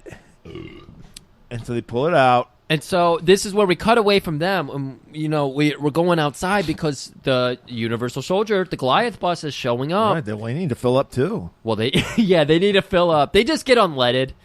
That's all it is. It just all that shit. It just runs on unleaded. What is that? Like 1 mile per gallon? Probably. And so they're like, we got him now. The tracker says he's right in that spacious bathroom. And they're looking for heat signatures as well because they have that technology of just like infrared maps all around the area. Because that after Predator, everybody did. Yeah. Because I was wondering why they eluded them the way they did. I was like, what sense did that make? But that's when I realized why they did it. So anyways. But our boy set a trap. Because they just immediately just start opening fire. This was supposed to be this crack tactical special forces group. We saw it in the beginning. No, it wasn't a great plan. At least it was kind of subtle. This is just like open fire. Right. This was just kick a door open. There it is. It was a cardboard cutout of like a old school robber holding a gun up, but it had the tracker behind it. So they're like, that's the target, and they were just shooting it the fuck up. I thought they were going to do a snake eater thing with the toilet. And then, like, Sarge might have to go take a pee. Well, you know what it would have been? It would have been Tiny. Tiny would have had to take a shit or something. It shot, like, a mini nuke into his butt, and he would have went flying away. But our boy Luke set the trap. Good time to talk. So very I good. didn't get a lot of sleep last night. And he just poured gasoline everywhere is basically the plan. And ignites, it works. It ignites, sets off all these tanks. There was, I got to point out, there was a scene right when they arrived where the gas attendant's like, "Hey there, put out that cigarette. You're at a gas station." Well, so, yeah, that's just common courtesy for gas stations even today. It's just letting us know everything's flammable because we're retards. We don't know that unless have a character point that out.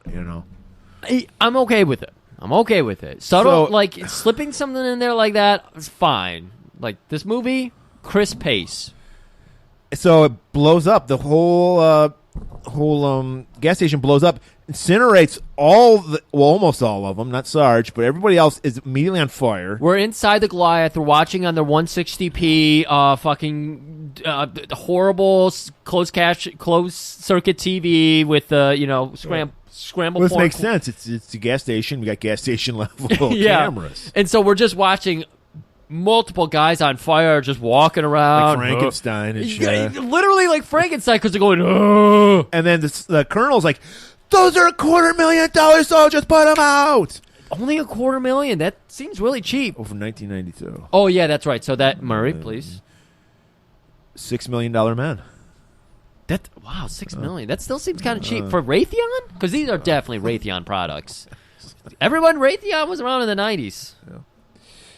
So they forget about Luke. He's like, take care of those soldiers. Right. Woodward's like, I got to get the ecto cooler. And he's got like a fucking tank. It's probably whatever it is. But it's some kind of super coolant that they're going to hose him down because we know fire. I think they just had a thing of antifreeze and just throw it on. Might have been it. Because fire is their kryptonite. Right. And so they're working on that. So our boys, we see the car that apparently the gas station conveniently did park for them. Yeah. Trunk opens. You're right. I didn't even think about trunk that. Opens. Luke's in that trunk full of ice. Next car trunk opens. Why is she in a trunk full of ice? Murray, I know why. This is what I was alluding to earlier. They have the infrared trackers. They have the heat trackers. Okay, because I was so confused. Like, he gets out with ice. I was like, that makes sense. He's got to cool down. down. Then when the other two people, because the gas attendant, why did this guy go along with it? Because he wasn't that pissed off. Why was he wearing the vest? Why was he wearing? I didn't notice that. He's wearing Luke's vest. That was the trade. He's like, I'll blow up your gas station, but you get this nice vest. So that was something that happened. And he was like, it stops bullets. Yeah. I'll take it. So Luke, he gets everybody out of the trunk, and then he gets into his car, and he's getting ready to take off again.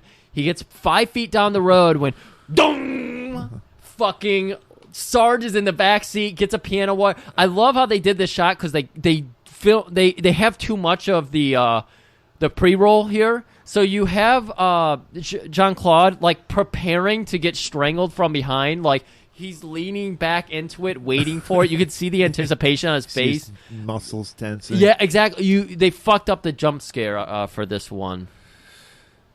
But he starts strangling him. So Luke does what anybody who has any sense would do. He just slams on the brakes, and Sarge goes flying head first. And Ronnie gets her moment. He should have wore a seatbelt. So they take off. And we go back over to the wreckage. And this is where Perry, he is beside himself. He's finally come to his senses and go, all right, this is too far. We're shutting everything down. And then Sarge goes, we shut things down when I say we do. Excuse me, GR13, whatever you are. You get your tookus back in there, and you cool down, mister. My name is Sergeant Andrew Scott! And he just shoots him right in the eye. Well, because Perry was going to pull a gun on him, so he's just defending himself. And he liked his ears. Perry's got cute little ears. So then Sarge, he's taking over. He walks into Goliath, and he goes to the nerds. And the nerds are trying, Perry, what's going on? Perry can't hear you. I have taken command. Any questions? Everybody has questions. We got people, they've just got like a storage locker of guns and grenades just hanging out there. And so like one guy in the full like winter gear that they have to wear to go into the sub 60 degree room, he gets a gun and he's like trying to sneak up on Sarge, and Sarge just rips through the fucking the faceplate. He's wearing like a fucking hazmat outfit. But he's in the corridor where it's like you don't need it, but he's still wearing it for whatever reason. Yeah. So he reaches in and he pulls a fucking Halloween 3 and just gets his eyeballs and like pulls it out. Oh no, he just snaps his neck. Oh, he snaps his neck in there? He grabs his face bombs him, snaps his neck. Oh, I thought he did. Okay. And yeah, he starts killing everybody. Meanwhile, every Unisol has been killed except for 74 and Tiny. Tiny was on the operation table. Yeah. He's super fucked up. Yeah. And so we have like shots of, I think it's Bernstein, the black guy. Yeah. Okay. Woodward and Bernstein are both like working on him. And they're talking amongst themselves, They're, like, trying to got quietly. guts in their hands and yes. shit. They were literally pulling out like spaghetti and everything and throwing it over their shoulder. Pulled out like a long string of like scars and shit. Yeah, it's good shit. It's good shit. How did they get in here?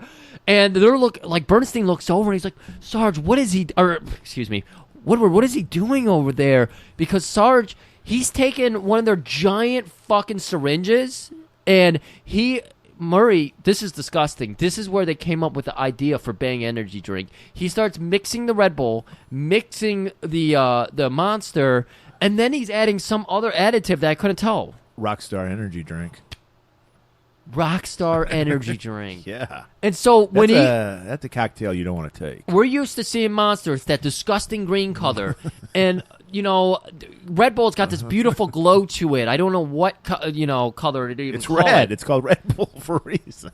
And you combine those, you think it would be one color, but as he has that additive, the Rockstar, it turns into this like gray muck color, like rain cloud gray, and he just injects it in there. What is he doing? Super muscle enhancer. He's hyper accelerating his muscles. That's what he's doing. Oh man! So he's juicing like a motherfucker, dude. He's straight up fucking. He'd get kicked out of the WWF in the early '90s. Yeah, and so you know what? It's a harrowing scene. We got a big villain about to appear, so we need to lighten the mood a little bit, Murray. Right. We got to stop and get something to eat. Got to stop in the Shit Kicker Diner. And I bet there's a gas station right next to it. Here's the other thing. John Claude always has to have a bar scene or a diner scene. Always. And I know why he had the vest on, because he took the guy's fucking shirt. 'Cause remember, he had the... Joe. Yeah. They traded. Yeah. Trader Joe. So... we get... Son of a bitch. So we get the scene with the waitress with the big hair chewing the gum. It's like, well, be fellas, and she's like, we forgot to mention that also while all this explosion was going on, they snuck onto the Goliath and stole all these notes, binders, millions of binders full of women. Just took them. We're doing some studs bits here. There was a bowl of M&Ms in there. Yes. They took a couple. There actually was a binder full of headshots of fucking Renegade. Yes. And so she's looking through. She doesn't even care about the food. She's looking through it. She's like, "Do you want the special?" Right. They're just trying to order drinks, and she's like, "I'll have a sody pop," and she's what was her name? Brenda. So all Luke can muster is he looks at her as she's asking for a drink. Brenda? Yeah. What do you want to drink? What do you want to drink, Joe? I'll have a sody pop as well. So she fucks off, and then we get a moment here. Well, he'll take the special. They get the special in a minute. So she's pouring over the notes and everything. He's like, why are you helping me? Well, I'm not helping you. I'm doing this for me. I got a story. This is a huge fucking story. I got to blow the lid off this motherfucker. Right. And this is where she drops the bomb. She's like, I'm no scientist. Yeah. But these papers say you were changed at a genetic level. This is mind-blowing. There's a name. A Dr. Gregor was in charge of this program. I got to look for him. Yeah. I'll go. You stay here. I'm going to get in the payphone and try to find Dr. Gregor. So this is when Brenda rolls up again. And this is also where you get your nice Surgeon General warding, and he crushes her cigarettes. So Brenda rolls up before Ronnie gets away, and Ronnie's just like, just give us 2 specials. All right. Why is Brenda offended by that? It's like they because order. they're not from around here. They don't look like regulars. You know how That's these gotta be people are, these small town people. That's right. So Ronnie goes outside, and we get this beautiful scene of food being set down in front of Luke, and he doesn't know what to do. Yeah. He's that. Well, he's hungry. He's Joey Hungry. Joe. Oh my God, you son of a bitch. Johnny Hungy, by the way. I know, but he's Joe. Oh, Joe. God damn it. See, You son of a I get bitch. it. So he doesn't know what to do, and we get the shot of my favorite old man. He's looking around to get context clues. And you know what? Sometimes you got to do this when you're a stranger in a strange When in place. Rome, you do as the Romans do. Right. Well, again, when you're a stranger in a strange place, sometimes you got to figure out what's going on around you so you fit in. So he's like, all right, I see these people eating. I'm going to scoop food up that way. Yeah, But he forgot how to eat, apparently. Yeah. Well, he just gets his Red Bull injected into him now. Okay. And so he sees that old guy who's got the cowboy hat, but then it's got like the cinch. But it's like a little kid costume. It's like a tiny little cowboy hat. Yeah, but the cinch for it was like 3 rifle rounds. Oh, I didn't know. Yeah, it was very interesting. There's like a pool table in the back where all the toughs, like the just trucker types, because they're in a trucker They're stop. so tough. They're eating popcorn while they're playing their pool. Oh, no, this wasn't a trucker stop. That was the next scene. Okay. So, yeah, John Luke, God, there it is, John Luke. Luke gets the food set down in front of him. He just starts scooping it up. He starts ordering everything. Yep. He's got perfectly grilled hot dogs. He's got 50 cans of Pepsi. He's drinking. He just wanted one. He just wanted a Pepsi. Yeah. And so Brenda's like, "You want more? What the fuck? I hope you have money to pay for this shit. Money? Yeah. Oh, fuck. Dolores, De Niro's, dollary dues, money. Ooh-la. Hank, we got a fucking troublemaker here. So Hank the cook comes out. He's been slaving away all day making these specials. I know this for a fact because he said, I've been slaving over this slop all day. Right. He's like, do you know how hard it is to get perfectly grill marks on it? Griff can't even do that. Oh, you see, I'm known by name everywhere, and you seem to think I can't do a perfectly grilled hot dog. I've yet to see it. Talk is cheap. Well, you don't appreciate a grilled hot dog, But so no, of course what I'm isn't not going to make you a cheap? grilled hot dog. What isn't cheap? This bill, because it's sky high. Yeah. And so he's just like, I have no money. And and Hank's pissed. Yeah, so he's got to meet the energy. He stands up and he pulls out his pockets and he says, my hands are tied, my pockets are empty. And Hank won't deal with that. But Luke tells him, I don't want to hurt you. I just want to eat. Hank, he says, good schlop. He says that. Yeah, he does. Yeah. Well, you can't, he can say it's slop, but Luke can't say it's slop. Cat, come on. Cat wants to be up on this podcast. So, of course, a fight's going to break out. Right. And, Luke being Luke, he's going to handle him quite easily. He punches him once in the gut, and then I think uppercuts him, which flies him over into a table. Right. He's throwing everybody everywhere. Yep. And in between, beating people up, he's, reaching in and still grabbing, egg salad sandwiches. Right, it's a hilarious scene. It's wonderful. And, of course, Jean-Claude always has to have a fight scene in a diner or bar. And you always have to have somebody get thrown into a jukebox. Yes. And he does that. And then the greatest song of all time, the song you expect to be playing in this bar, starts blaring. And now we got the perfect accompaniment for an ass-kicking scene, because we're talking about badonkadonks right now. I mean, you hear that song come on, I don't know why that would be in the jukebox, because that's going to make some people want to fight.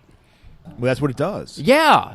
Everybody starts... Because there's a couple guys standing there just watching the sit, and they're like, they don't know if they're sure to get into it, and then they hear that song. Suddenly, the rage takes over. People keep talking about violent video games and everything. No, it's this guy whose name we don't even know. It's country music. But we've heard this song so many times because, whenever me and Murray go anywhere, we have the remix version. There's 800 remixes. We just play it to get our blood levels up. Yeah. We don't care enough to know his name, but we play the song. So, again, we're just throwing people through window. There's a guy get thrown through the front window because there's always got to be that in a Jean-Claude movie as well. So while that's going on, Ronnie's oblivious. She finally got a hold of this. She didn't get a hold of Dr. Gregor, but she knows where he's at. He's at a VA hospital somewhere. So she's like, all right, I got it. And then she goes in. She doesn't go in. She leans in the broken window, and Jean-Claude is now 4 booths back, sitting there just nibbling on popcorn. And this is the most angelic scene I've ever seen. Did a body get thrown through the window? Because that usually happens. Yeah. Okay, yeah. It's like she's got to see like a body get thrown. Yeah, exactly. That's the best part about you saying she's oblivious. She is at the payphone just outside the window. A man has been thrown through, and then she looks through that window. So incredible. And she's like, "How was lunch?" And he is just there. He's nibbling on his popcorn, and he just goes, little mischievous grin on and his he's got this face. pretty little smile on. Oh my God, Jean-Claude killed it. So we're back on Goliath, and Woodward's shitting bricks. He's like, "Fuck, they just killed Perry. He's gonna kill me next." He starts talking with Bernstein. We got to do something about this guy. I know. I'm gonna tell Sarge he needs to chill out because his little wristband's going off. Yeah. So he goes up. He's like, "Sarge, you're looking a little hot there." I think it's time to go take a nap. And then he's like, "I think you're right." So Takes his giant like tank gun inside with him.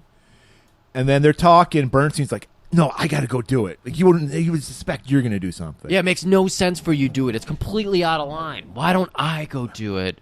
Are you sure? That's a pretty brave move. Yeah, I'll do it.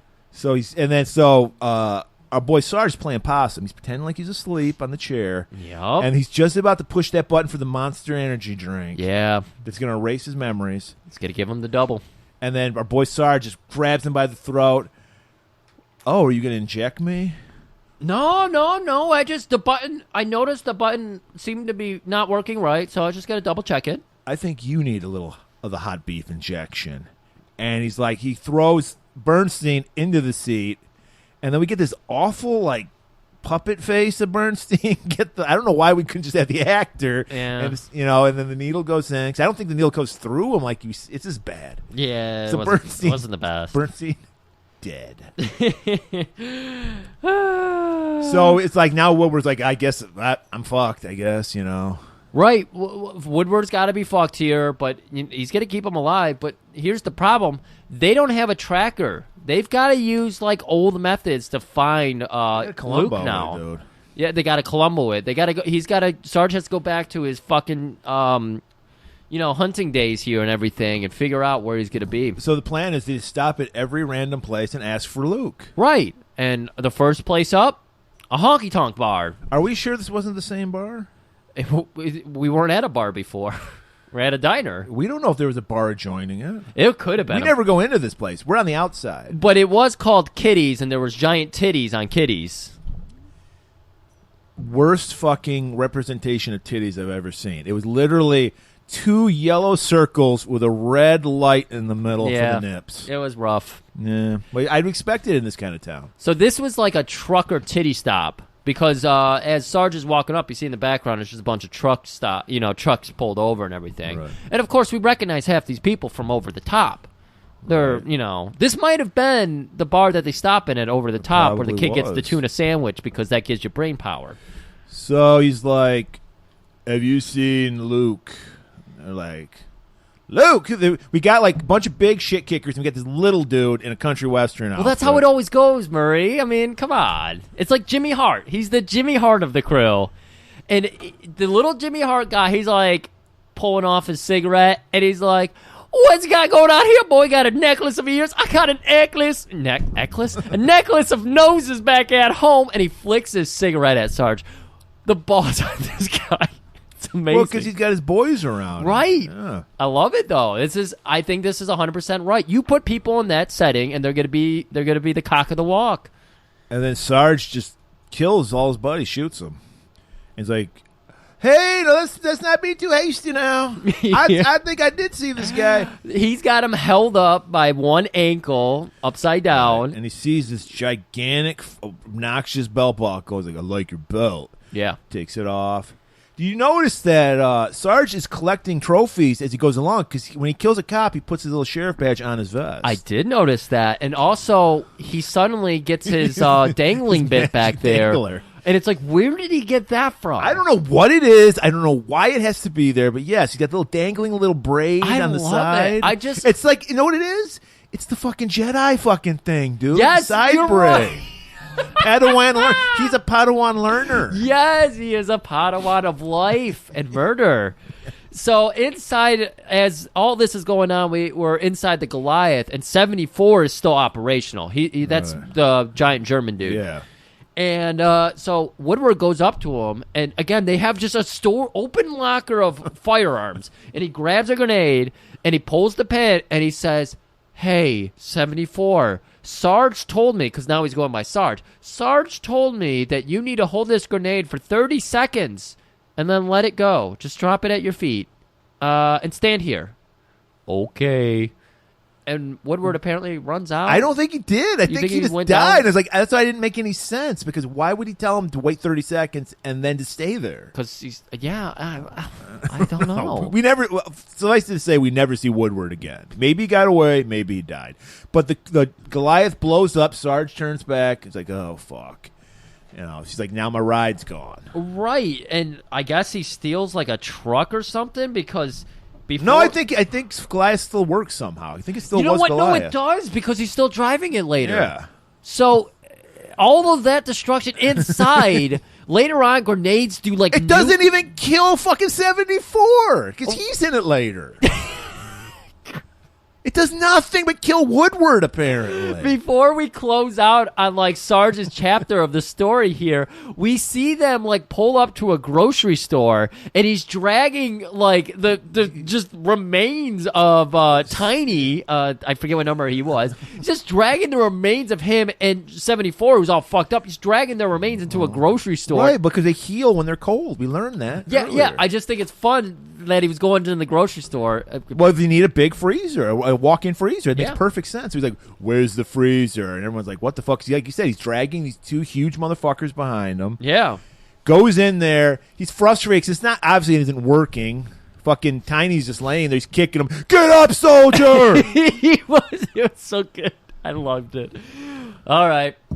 And, okay, so here's the thing we haven't mentioned about this movie. It's very kind to us. It's always telling us what day it is. Yeah. This Third is movie in a row. Like, that's always been our trouble. Yeah. And now people are really, they're doing what they should be doing. Right. And this is like day 3. And I swear they said they were like on the East Coast here. And they were just in Texas. So in 24 hours, they managed to get to they were still in Arizona. They were in Arizona? Yeah. Okay. Fuck me then. They're in Arizona. So that makes sense. Yeah. And they're at Dr. Gregor's place, knocking on the door. They just want to let themselves in. The help's like, I think he's out back pushing a kid on a tire swing. They're at a VA hospital, yet he lives he's in his own house at a VA hospital. Right. He's so committed to being at this VA hospital. Well, he's trying to make up for his sins because he's the guy behind the Unisolve program. Right. You know what? I could see this in a Marvel book and everything, so this scans for me. So, the maid let them in, and of course, Veronica, maybe this is why I respected her and you hated her. She's very much like me. She sees a mirror, and she just runs to it. She starts fixing her hair. Then she starts flipping through the desk and looking at all the shit and trinkets and everything, looking at the pictures, touching things. I see why you don't like it. But John Claude, he's looking straight out that window. And we see that Gregor's not such a bad guy.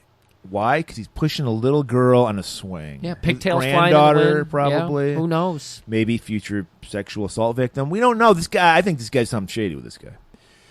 So they lock eyes. And then we go another PTSD. We haven't had one in a while. That's true. And we see I was going to say John Luke now. Luke is on the on a gurney in a hospital. They're like working on like 20 cc's of this, that. Even though he died in Vietnam, he's very alive on the operating table. Well, we don't know if this is Vietnam at the time. We don't know.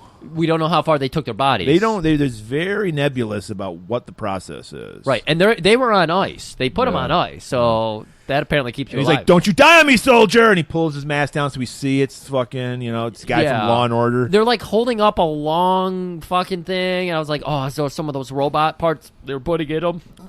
All kinds of crazy shit happening here.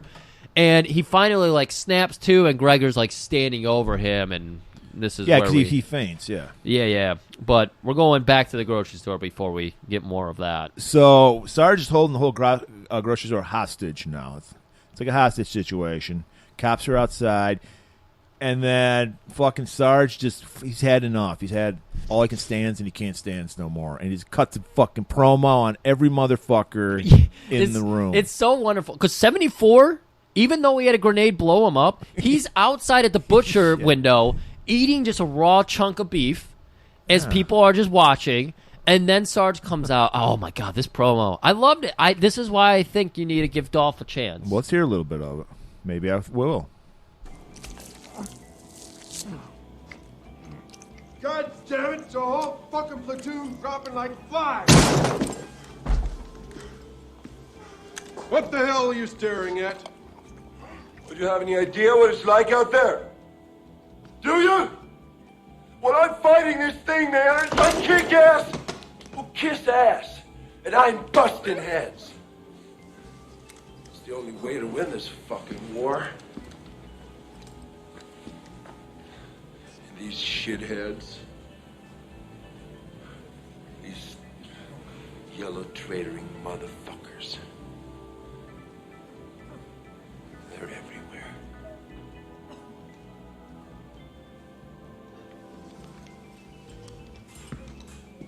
And I, Sergeant Andrew Scott of the U.S. Army, I'm going to teach them all. One thing you never do when someone's cutting a promo is interrupt them. And this is what the cops do.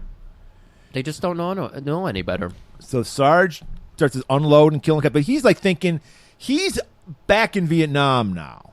Oh, 100%. That's what he's thinking they're just Viet Cong soldiers. Traitors. Everybody's a traitor. And he starts killing them. Yeah, he's unloading on the cop. He's fucking screaming out to the crowd. He's like, "Are you guys fucking pumped? I'm really fucking pumped. Are you all traitors? I thought you were Americans. You stand or kneel for the national anthem." That's what I'm asking. So we cut back to Gregor, and he's standing over Luke, and he's like, he explains it. He gives us the hard science. We hyper-accelerated dead tissue to bring it back to life. We're getting 5 minutes of beautiful scientific exposition. Like, they never think about the science like this in not modern movies. But they get interrupted, of course, by a news story. Right. So they have to rush over the TV and sit in front of it, and it's the whole grocery store shooting. Right. They had live footage. I don't know where they got that camera from. CCTV. But that one was like 1080p. It was better quality than the fucking mad scientists grocery had. Stores have the best, because they get a lot of shoplifting happens at grocery stores. And you got to have good, clean, quality audio. Okay, that makes sense. So, and we see him cutting the promo, and like Gregor goes, he doesn't realize he's alive. He thinks he's still in Vietnam. Because I forget what he called it, but he's like, the last memory they have before they die gets locked into their brain, and sometimes when we Frankenstein them, that memory takes over. Right. So, like, take our boy Luke here. His last memory was going home. Like, all he wanted to do was go home. Yeah. However, Sergeant Andrew Scott, he was all about traitors, burning, MAGA, QAnon. So he's back here, and he's doing that live. He's still in Vietnam in his head. Right. And, of course, what does he say?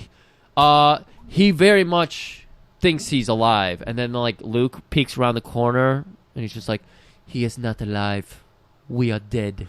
Now, at this point, I was always under the assumption Perry was in charge of the cover-up. But apparently this goes even deeper because I guess General Flynn is, because Ronnie somehow gets implicated, even though she has nothing to do with this like supermarket scene. Right. They're like, and also we believe that Veronica, whatever her name is, was also seen at the scene of this crime.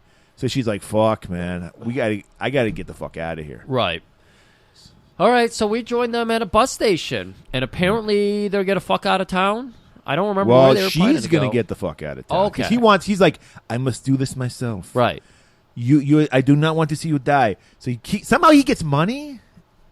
They had no money for food, but he has money for a bus ticket.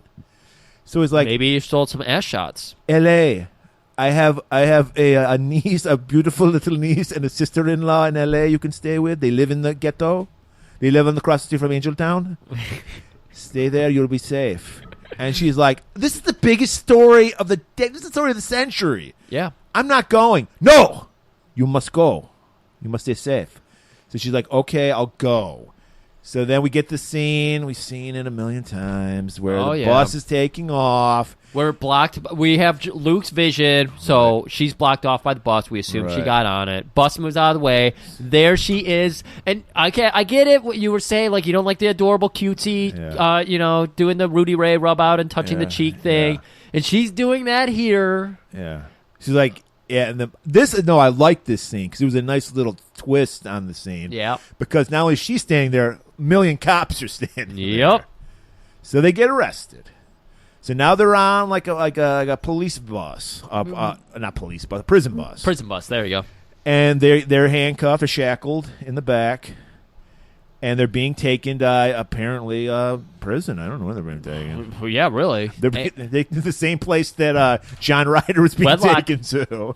Oh, yeah. I thought you were going for Wedlock. The Wedlock prison. No, but that is a good callback. That makes more sense because it's men and women, but they yeah. don't have the thing over their heads. Yeah, hats off to Griff. That was good. So yeah, they're going to Wedlock. I forget what the prison was called. I don't remember either. Wedlock works, and they're just in there, and they're like, man, what are we going to do here? This situation's pretty fucked. How are we going to get out of this one? And they're like, it sounds like a large vehicle, like a Goliath-like vehicle. It's coming after, just hounding down on us. And they look out the back window, and there's a fucking Goliath truck hounding them down. Being driven by 74. Sarge is just chilling in the seat, working on his ear necklace. It's good. It's a beautiful necklace. Got a new one. I would have liked more pop. Did you notice that about, now that we're not Christian boys, I can make fun of Stinger's necklace. Did you notice that about Stinger's necklace, Junkyard's necklace? No. It was pop tabs and like little metal gears and trinkets, but mostly pop tabs. Griff, he was called Junkyard for a reason. That was his thing. So it was like beer tabs. I'm going to collect beer tabs. Yeah. It's fucking silly. Hey. Yeah. So he just starts. There's a police car behind and in front of the prison bus. So Sarge's like, ram them. So they just ram this fucking police car, knock it off the road. Oh yeah, annihilate it. To start ramming the prison thing. Then Sarge, Sarge loves his grenades. Remember, he was an ace pitcher. He starts out with they hail down bullets on it. They blow out all the windows and everything. Well, yeah, you got to. But they took low cover and they never shot downwards. They only shot through the windows because he wants to have a place to throw his grenades. He doesn't want to shoot them. That's a good point. Yeah. You see, I'm thinking this in the illogical way. You're thinking of it in the logical way. Right. The logic of the crew here, Murray. So, with all the bullets hailing down on them, there is a gate between them and the driver, of course. And so Jean-Claude, thinking very fast, now that there's bullet holes all in the seat, he pulls out a nice wire coil. The spring in the seat. Yeah. And he starts fashioning it, and it's not just like into a straight wire. He forms like an old skeleton key. It's like, looks like one of the old-fashioned keys. It was amazing the way he did it. The thing is, he did a fucking what's her face from Twin Peaks? He put it in his mouth, and he did it like the cherry stem. The cherry stem, but he did it with a spring. Sherilyn Fenn. Yeah. Wait, is that her name? Yeah, that's her actress's name. I was going for the character, but Audrey I couldn't remember. Horne. So yeah, he does that. And while that's going on, Sarge is just chucking those grenades in. So Ronnie's grabbing. She's like doing the plate spinning routine, but it's with grenades. Yes, live grenades are landing. She's got to go under the seats. This scene is fucking good. I really, really, really like this scene because the tension is good. You got the grenades. They gave you grenade timing in this movie, so you knew like a feel for how long she had and everything, and then she's chucking them out the window. I really like this scene. So it's very good. This was a nice thing the cops did because they knew they're heading to Wedlock for a life sentence. So they're like, we're going to do a scenic route, and you can see good old Grand Canyon. So they start driving along the edge of the Grand Canyon. Yeah. Okay, we need to also point out that Luke is trying to get to the driver's seat because Sarge has murdered the driver. Right. And so they're going off-road and everything, yet staying very straight. Like it took one right and then went straight. They got a wheel alignment before they. That's a good thing. That's a good thing. Yeah. So they're being. Then the other cop car just fucks off for a minute. Just takes off. That was in the front. Because he comes back later, but he just takes off. Makes sense. You think he'd call backup, but he doesn't do that. Maybe he did. Maybe the radio got blown out. So now they're like Sarge is still ramming the fucking back of the prison bus. Luke has managed to get into the driver's seat, so he's conducting everything here. They get far enough away where Sarge is no longer throwing grenades in. Did they actually? No, they kill him there. And so they're driving along the cliffside, and Luke's telling Ronnie, hey, we're going to have to jump out of this bus. I can't jump out of the bus. We're going to have to jump out of the bus. We'll do it together. Okay, we can do it together.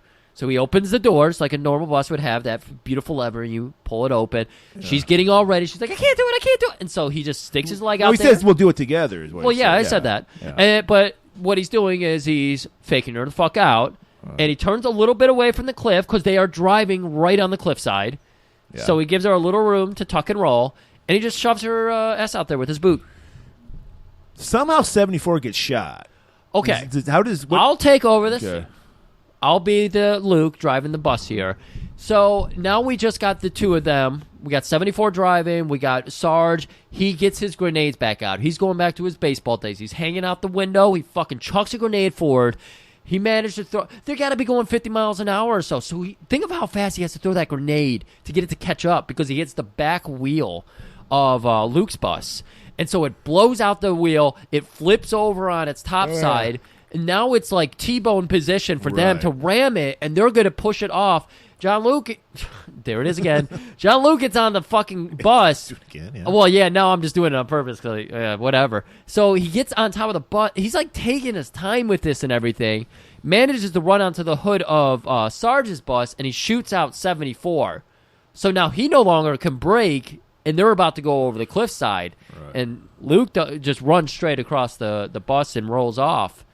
And bus goes over. Sarge is going down. 74 is going down. So it's like I said, this is it. The movie's over with. So they meet up. They hug each other. Then freeze, dirtbags, and it's that cop again from the front of the thing. Oh, and he cannot wait to stop and frisk. He doesn't know which one he wants to frisk more, because he sees the fucking glutes. His pants are torn, so his glutes are just hanging out. Right. And he's like, I don't know if I want those cakes or those cakes. Like the fifth ass scene of JCVD. Yeah, he's like, I thought I was a hetero man, but now seeing this ass, I don't know what I am. Maybe I'm bisexual. I'm gonna get a fistful of double cakes. And just when he thinks... That's my favorite Clint Eastwood Western. Fistful of double cakes. Wow. So just when he thinks he's going to get his double cakes, he gets his just desserts. Because Ronnie turns the tables on him and fucking delivers an elbow, and then she gives him a stunner. Wow. And then they get the keys, they unlock their shackles, and they decide that they're going to drive. I'm taking you home. Ronnie sits him down and goes, I'm taking you home. Buckle up, buddy. Buckle up. It comes back So around. now it's like, they're just like, no, I take it, everything I said back. It totally makes sense. The chemistry's perfect. They're totally bonded over seatbelts. Yeah. Seatbelt etiquette. Well, what do you think we bonded over? Seatbelt etiquette. And so, okay. She is wanted for murder. She didn't do it, but she's wanted for murder. It's all over the media. I'm thinking Thelma Louise right now. They're in a fucking cop car. Yes. Somehow they drive all the way across New Mexico and Texas to go to Louisiana, the bayou, where his parents live. And they never get caught. They take all the hitcher back roads. Yeah. All the hitcher back roads. Yeah. So thank God there's so many abandoned gas stations there that could fuel them. Right. They pull up. His family's been on their family farm. There's in the back. probably like a hitcher guidebook that every like creep has, and they found one. Dude, I would love to believe that. Oh man, every back road that you need. There's probably just like ruined out places, or maybe like in the weird like porno pit stop type places where they have like the trucker atlas, the hitcher atlas, if you will. I like the idea of this. So they get back to his old Day family. 5. Day 5. They let us know that. Thank you, Murray. Day 5. They get back to the family. That was day 4, right? So, or was that day 3? Because they just traveled 3 states. Texas alone would take you like 40 hours to drive. They know the magical hitcher routes, dude. Did they find an Elon Musk there's tunnel? Is there like a coyote like painting of it, like a tunnel? That had to go be through it, and they're like magically 1,000 miles. Had to be it. You're right. You're right. When you're right, you're right. And Murray's so right. now they're in the bayou because because Jean-Claude's character always has to wind up in the bayou to Well, yeah. explain the accent. It also helps when they drive by and they have like the kids with the lemonade stand, but they're just doing scoops of gumbo. Yeah, those are great. I Yeah. stop every time. Every time time. I'm in Louisiana, New Orleans. Yeah. I stop at the side gumbo. Guys, they don't Gumbo usually stands. have bowls for you, so you got to bring your own bowl or use a hat in a pinch. Or you cup your hands. It's that Or good. cup your hands. It's that good.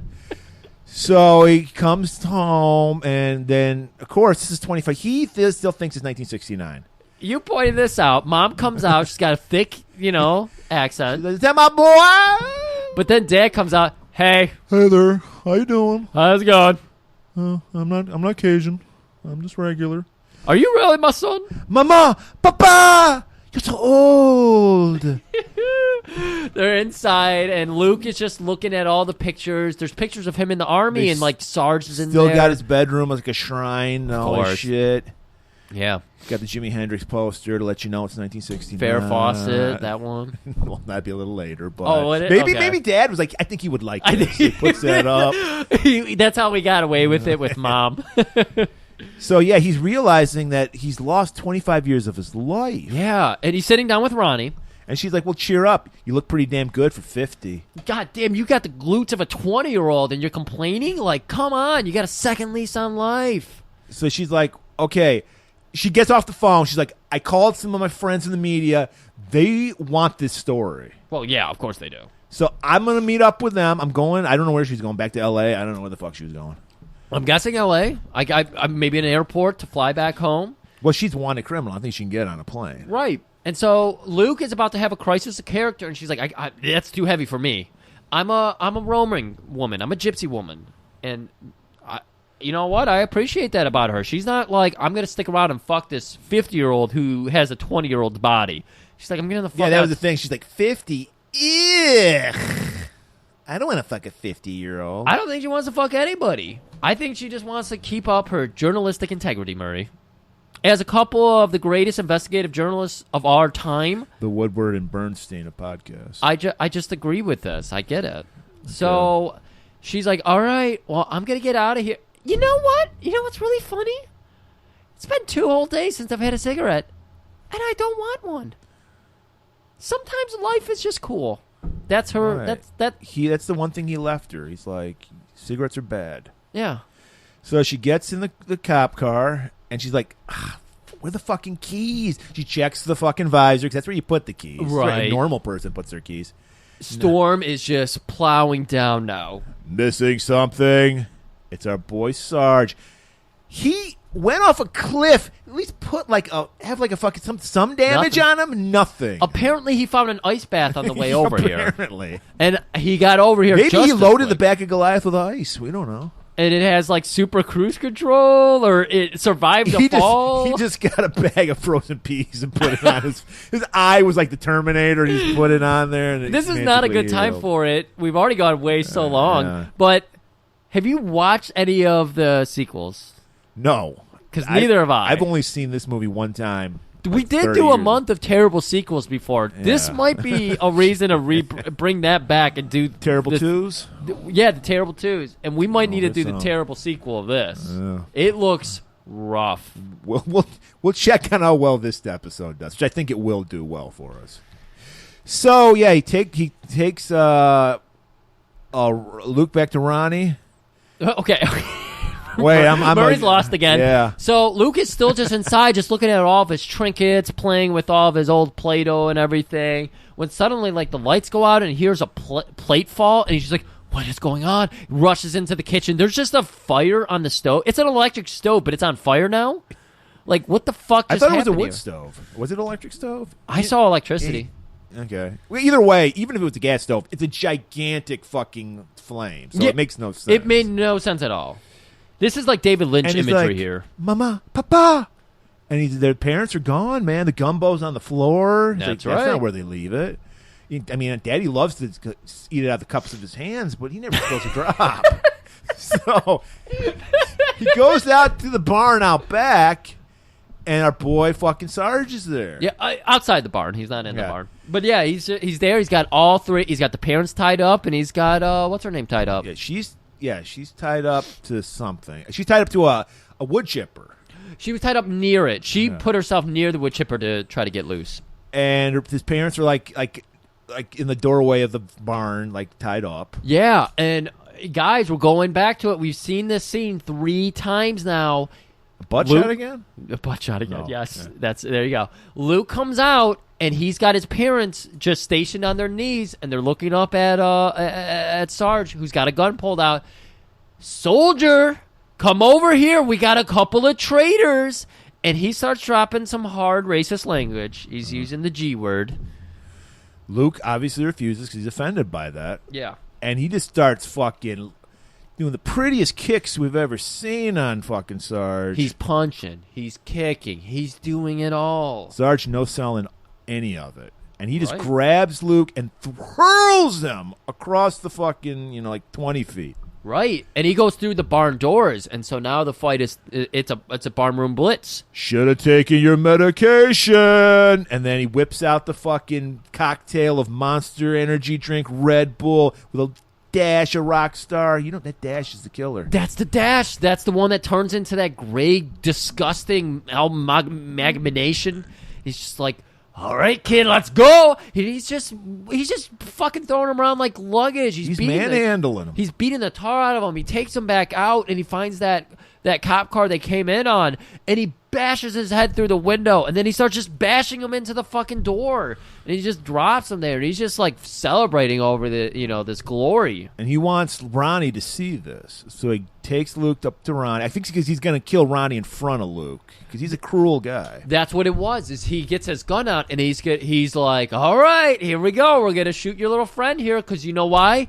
She's a traitor. She kneels during the national anthem. So, like, fucking Luke is dead on his feet. He's holding them. He points the gun at Ronnie. Meanwhile, Ronnie's got that wood chipper. She's grinding the ropes She's on the wood almost chipper. out. She's so close. And then he goes, here it goes, and click. I ran out of bullets. He literally said it like that, which took me out of the moment. Yeah, it was kind of. It was a bad delivery there. It's supposed to be like a chaotic evil type moment, but it doesn't scan at all. And when he says that, Ronnie was so disgusted by it too that she finally breaks through the ropes, and she just starts running. And oh my God, we're doing it again. We're going back to the beginning of the movie. It's the heavy rain. It's the mud. It's getting sunk in. I was getting heavy Cyborg vibes off of this. That too, because it was the rain fights, just like Cyborg. It's the exact same scene. I actually was like, wait. Isn't this the same scene from Cyborg? It is, with the car fight and everything. So Luke goes, run! And then she starts running. But she stops and goes, wait, what did you say? Huh? I can't understand. You got an accent. You got to speak more clearly. Speak clearly. Do you understand English? And then we get a close-up in Sarge's hand, and you see him, and he's got a hand behind his back, and he's gripping it, and he's leaned over like a pitcher, just looking in. And then he pulls the pin, and he delivers the fucking fastball. Holy shit. We're seeing the first scene all over again. This grenade lands right at Ronnie's feet. It explodes. Right. The truck next to her explodes. Right. It's this huge fucking explosion. So you're like, well, Ronnie's dead. Yeah, she's dead. And the family truck's dead, too. And no! So he just loses his shit and just starts hauling off roundhouse, left, right, tippy-tap, tippy-tap, tippy-tap, body blow, put him away! And he goes for the uppercut, but no, Sarge grabs that fist. No, it's not enough. He hasn't had a Red Bull injection in 4 days. We know exactly because the movie told us 4 days. Who knows the last time he's been on ice?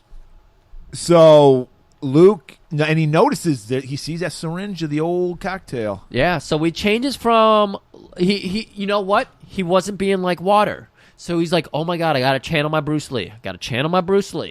So he gets backed up, and he starts playing the Bruce Lee game. He's flowing like water now, and he's eluding blows and punches and kicks, and then he reaches into that vest, and he gets the Red Bull. You know why he needs that? Why? Because he's not enough strong. He's not enough strong. We're bringing it back to Lionheart, everybody. That's the fifth Lionheart reference in this movie. And so, by the way, Sarge does not know that he has it. So he gets like, I think he gets like thrown into like a manger or some shit, like a stall, and he's like, "Say goodnight, asshole." And then we see John. Oh, I'm seeing John Luke. Luke fucking does the old heart punch, and he's like, "Good night, asshole." And then he just fucking, now he's super juiced up, dude. So he just starts, now Sarge is feeling this shit. And he's just fucking tippy tap, body blow, uppercut, put him away. Yeah, and he's just backing Sarge up into the wall, and then he fucking drop kicks him through the wall, and it's just fucking exploding wood everywhere. And then he backs him up, he's telling him, "You're dead," or was that Sarge who told him, "You're dead, soldier"? Yeah. No, it was Sarge who goes, "You're dead, soldier," because now he realizes what's up. Right. He realizes he's not going to toy with him anymore. Exactly. "No, I am alive." And he backs up Sarge to the wood chipper. And now that he's done every other move, he's got to hit him with the roundhouses. And these aren't sweet stand roundhouses. No, they go above the waist. Exactly. They connect directly to the face. And he's like, this is it. This is the curtains for fucking Sarge. And he does that final fucking kick. Sarge just lands on that fucking wood chip. Right? This is the most bizarre wood chipper I've ever seen. It was intense. A lot of spikes. Those spikes are like 18, 25 inches long. They are big spikes. So we get this dramatic, Christ-like scene. We get the zoom in of one spike going through the palm of the hand. Yes. Very fucking Revelation Road there. I think this inspired the whole trilogy of Revelation Road. All right. I'm with you. And it's like, he's dead. That's it. Over. Yeah. Movie over. But you got it. Like every movie, you got to inspect the body. Well, he's got to check the pulse. Right. So he goes and checks, and you don't get close to the Sarge because the Sarge grabs him with his good hand, and they're fighting. Well, he's pulling him in, so Luke has to fight back with his neck strength, try to get away from him because he's pulling toward a spike. Yeah, exactly. And then fucking. I'm so tired. There's just a moment where Luke takes control again, and we get a close-up of an elbow breaking. Oh, yeah. I forgot that. And then he sticks the elbow to a spike. He does a Seagal on him. Yes, he does. It's 100% a Seagal move. Then he skewers the elbow on a spike so he can't move, and then he hits the power button on the fucking chipper. And he goes, "You're discharged, Sarge." I like the rhyme. Yeah. And I think he should have said Sarge is feeling chipper, by the way. Because we see all the flesh just start flying out of the end of it. So the Sarge he's a man witch now. So Mom and Dad are safe. Luke's got to look for Ronnie. Lo and behold, not a scratch on her. Not even we just saw a grenade land at her feet and blow up. The brain was playing tricks on us, apparently. Yeah, I mean, what's it called? The Creedence Clearwater Revival. They have a song about that. Who started the rain? And there's a whole imagery about a woman nearly being killed by a grenade. At the right moment, she tuck and rolled, dodged all the shrapnel. Had to be. So she's like, "Oh, well, where's Sarge at?" "Around." Oh, John Claude. And then they embrace, and we just go right to the credits. Well, they're not going to do anything. She's not into him. No. I mean, she grabbed his dick the one time. And we know he probably has no sensation in his penis, so what's the point? As far as we know, yeah, he doesn't give a shit. What is he get? Is he just going to hang out here with his family? Yeah, apparently. Make up for lost time. Work on the farm. Grow the mullet out. Get the coop rearing. And then he's going to do the quest. Right. Which came like 4 years later. All right. There you have it, Universal Soldier. Maybe we'll do some of the sequels. But next week, Griff, this is November. You know what that means. That means Thanksgiving. And you know what that means? That means turkey. So we got the perfect movie for next week. Because, Griff, before you can eat a turkey, you must shoot a turkey. So we're going to be doing a little obscure movie from Australia called Turkey Shoot. Or you might know it as Escape 2000. It stars golan-globus theater favorite. We haven't talked about this guy in literally 3.5 years because it was one of our first movies, Life Force. We get the perfect coked up Steve Railsback. Love it. This is probably our 7th movie where people are being hunted. Probably. Because this is different. There's a twist. is set in the far-off future of 1995. Oh, good future. Where individuality is being crushed. You must conform. And if you do not conform, you are sent to a prison where they re-educate you. But if you're like Steve Railsback and you cannot be broken, you are given an offer.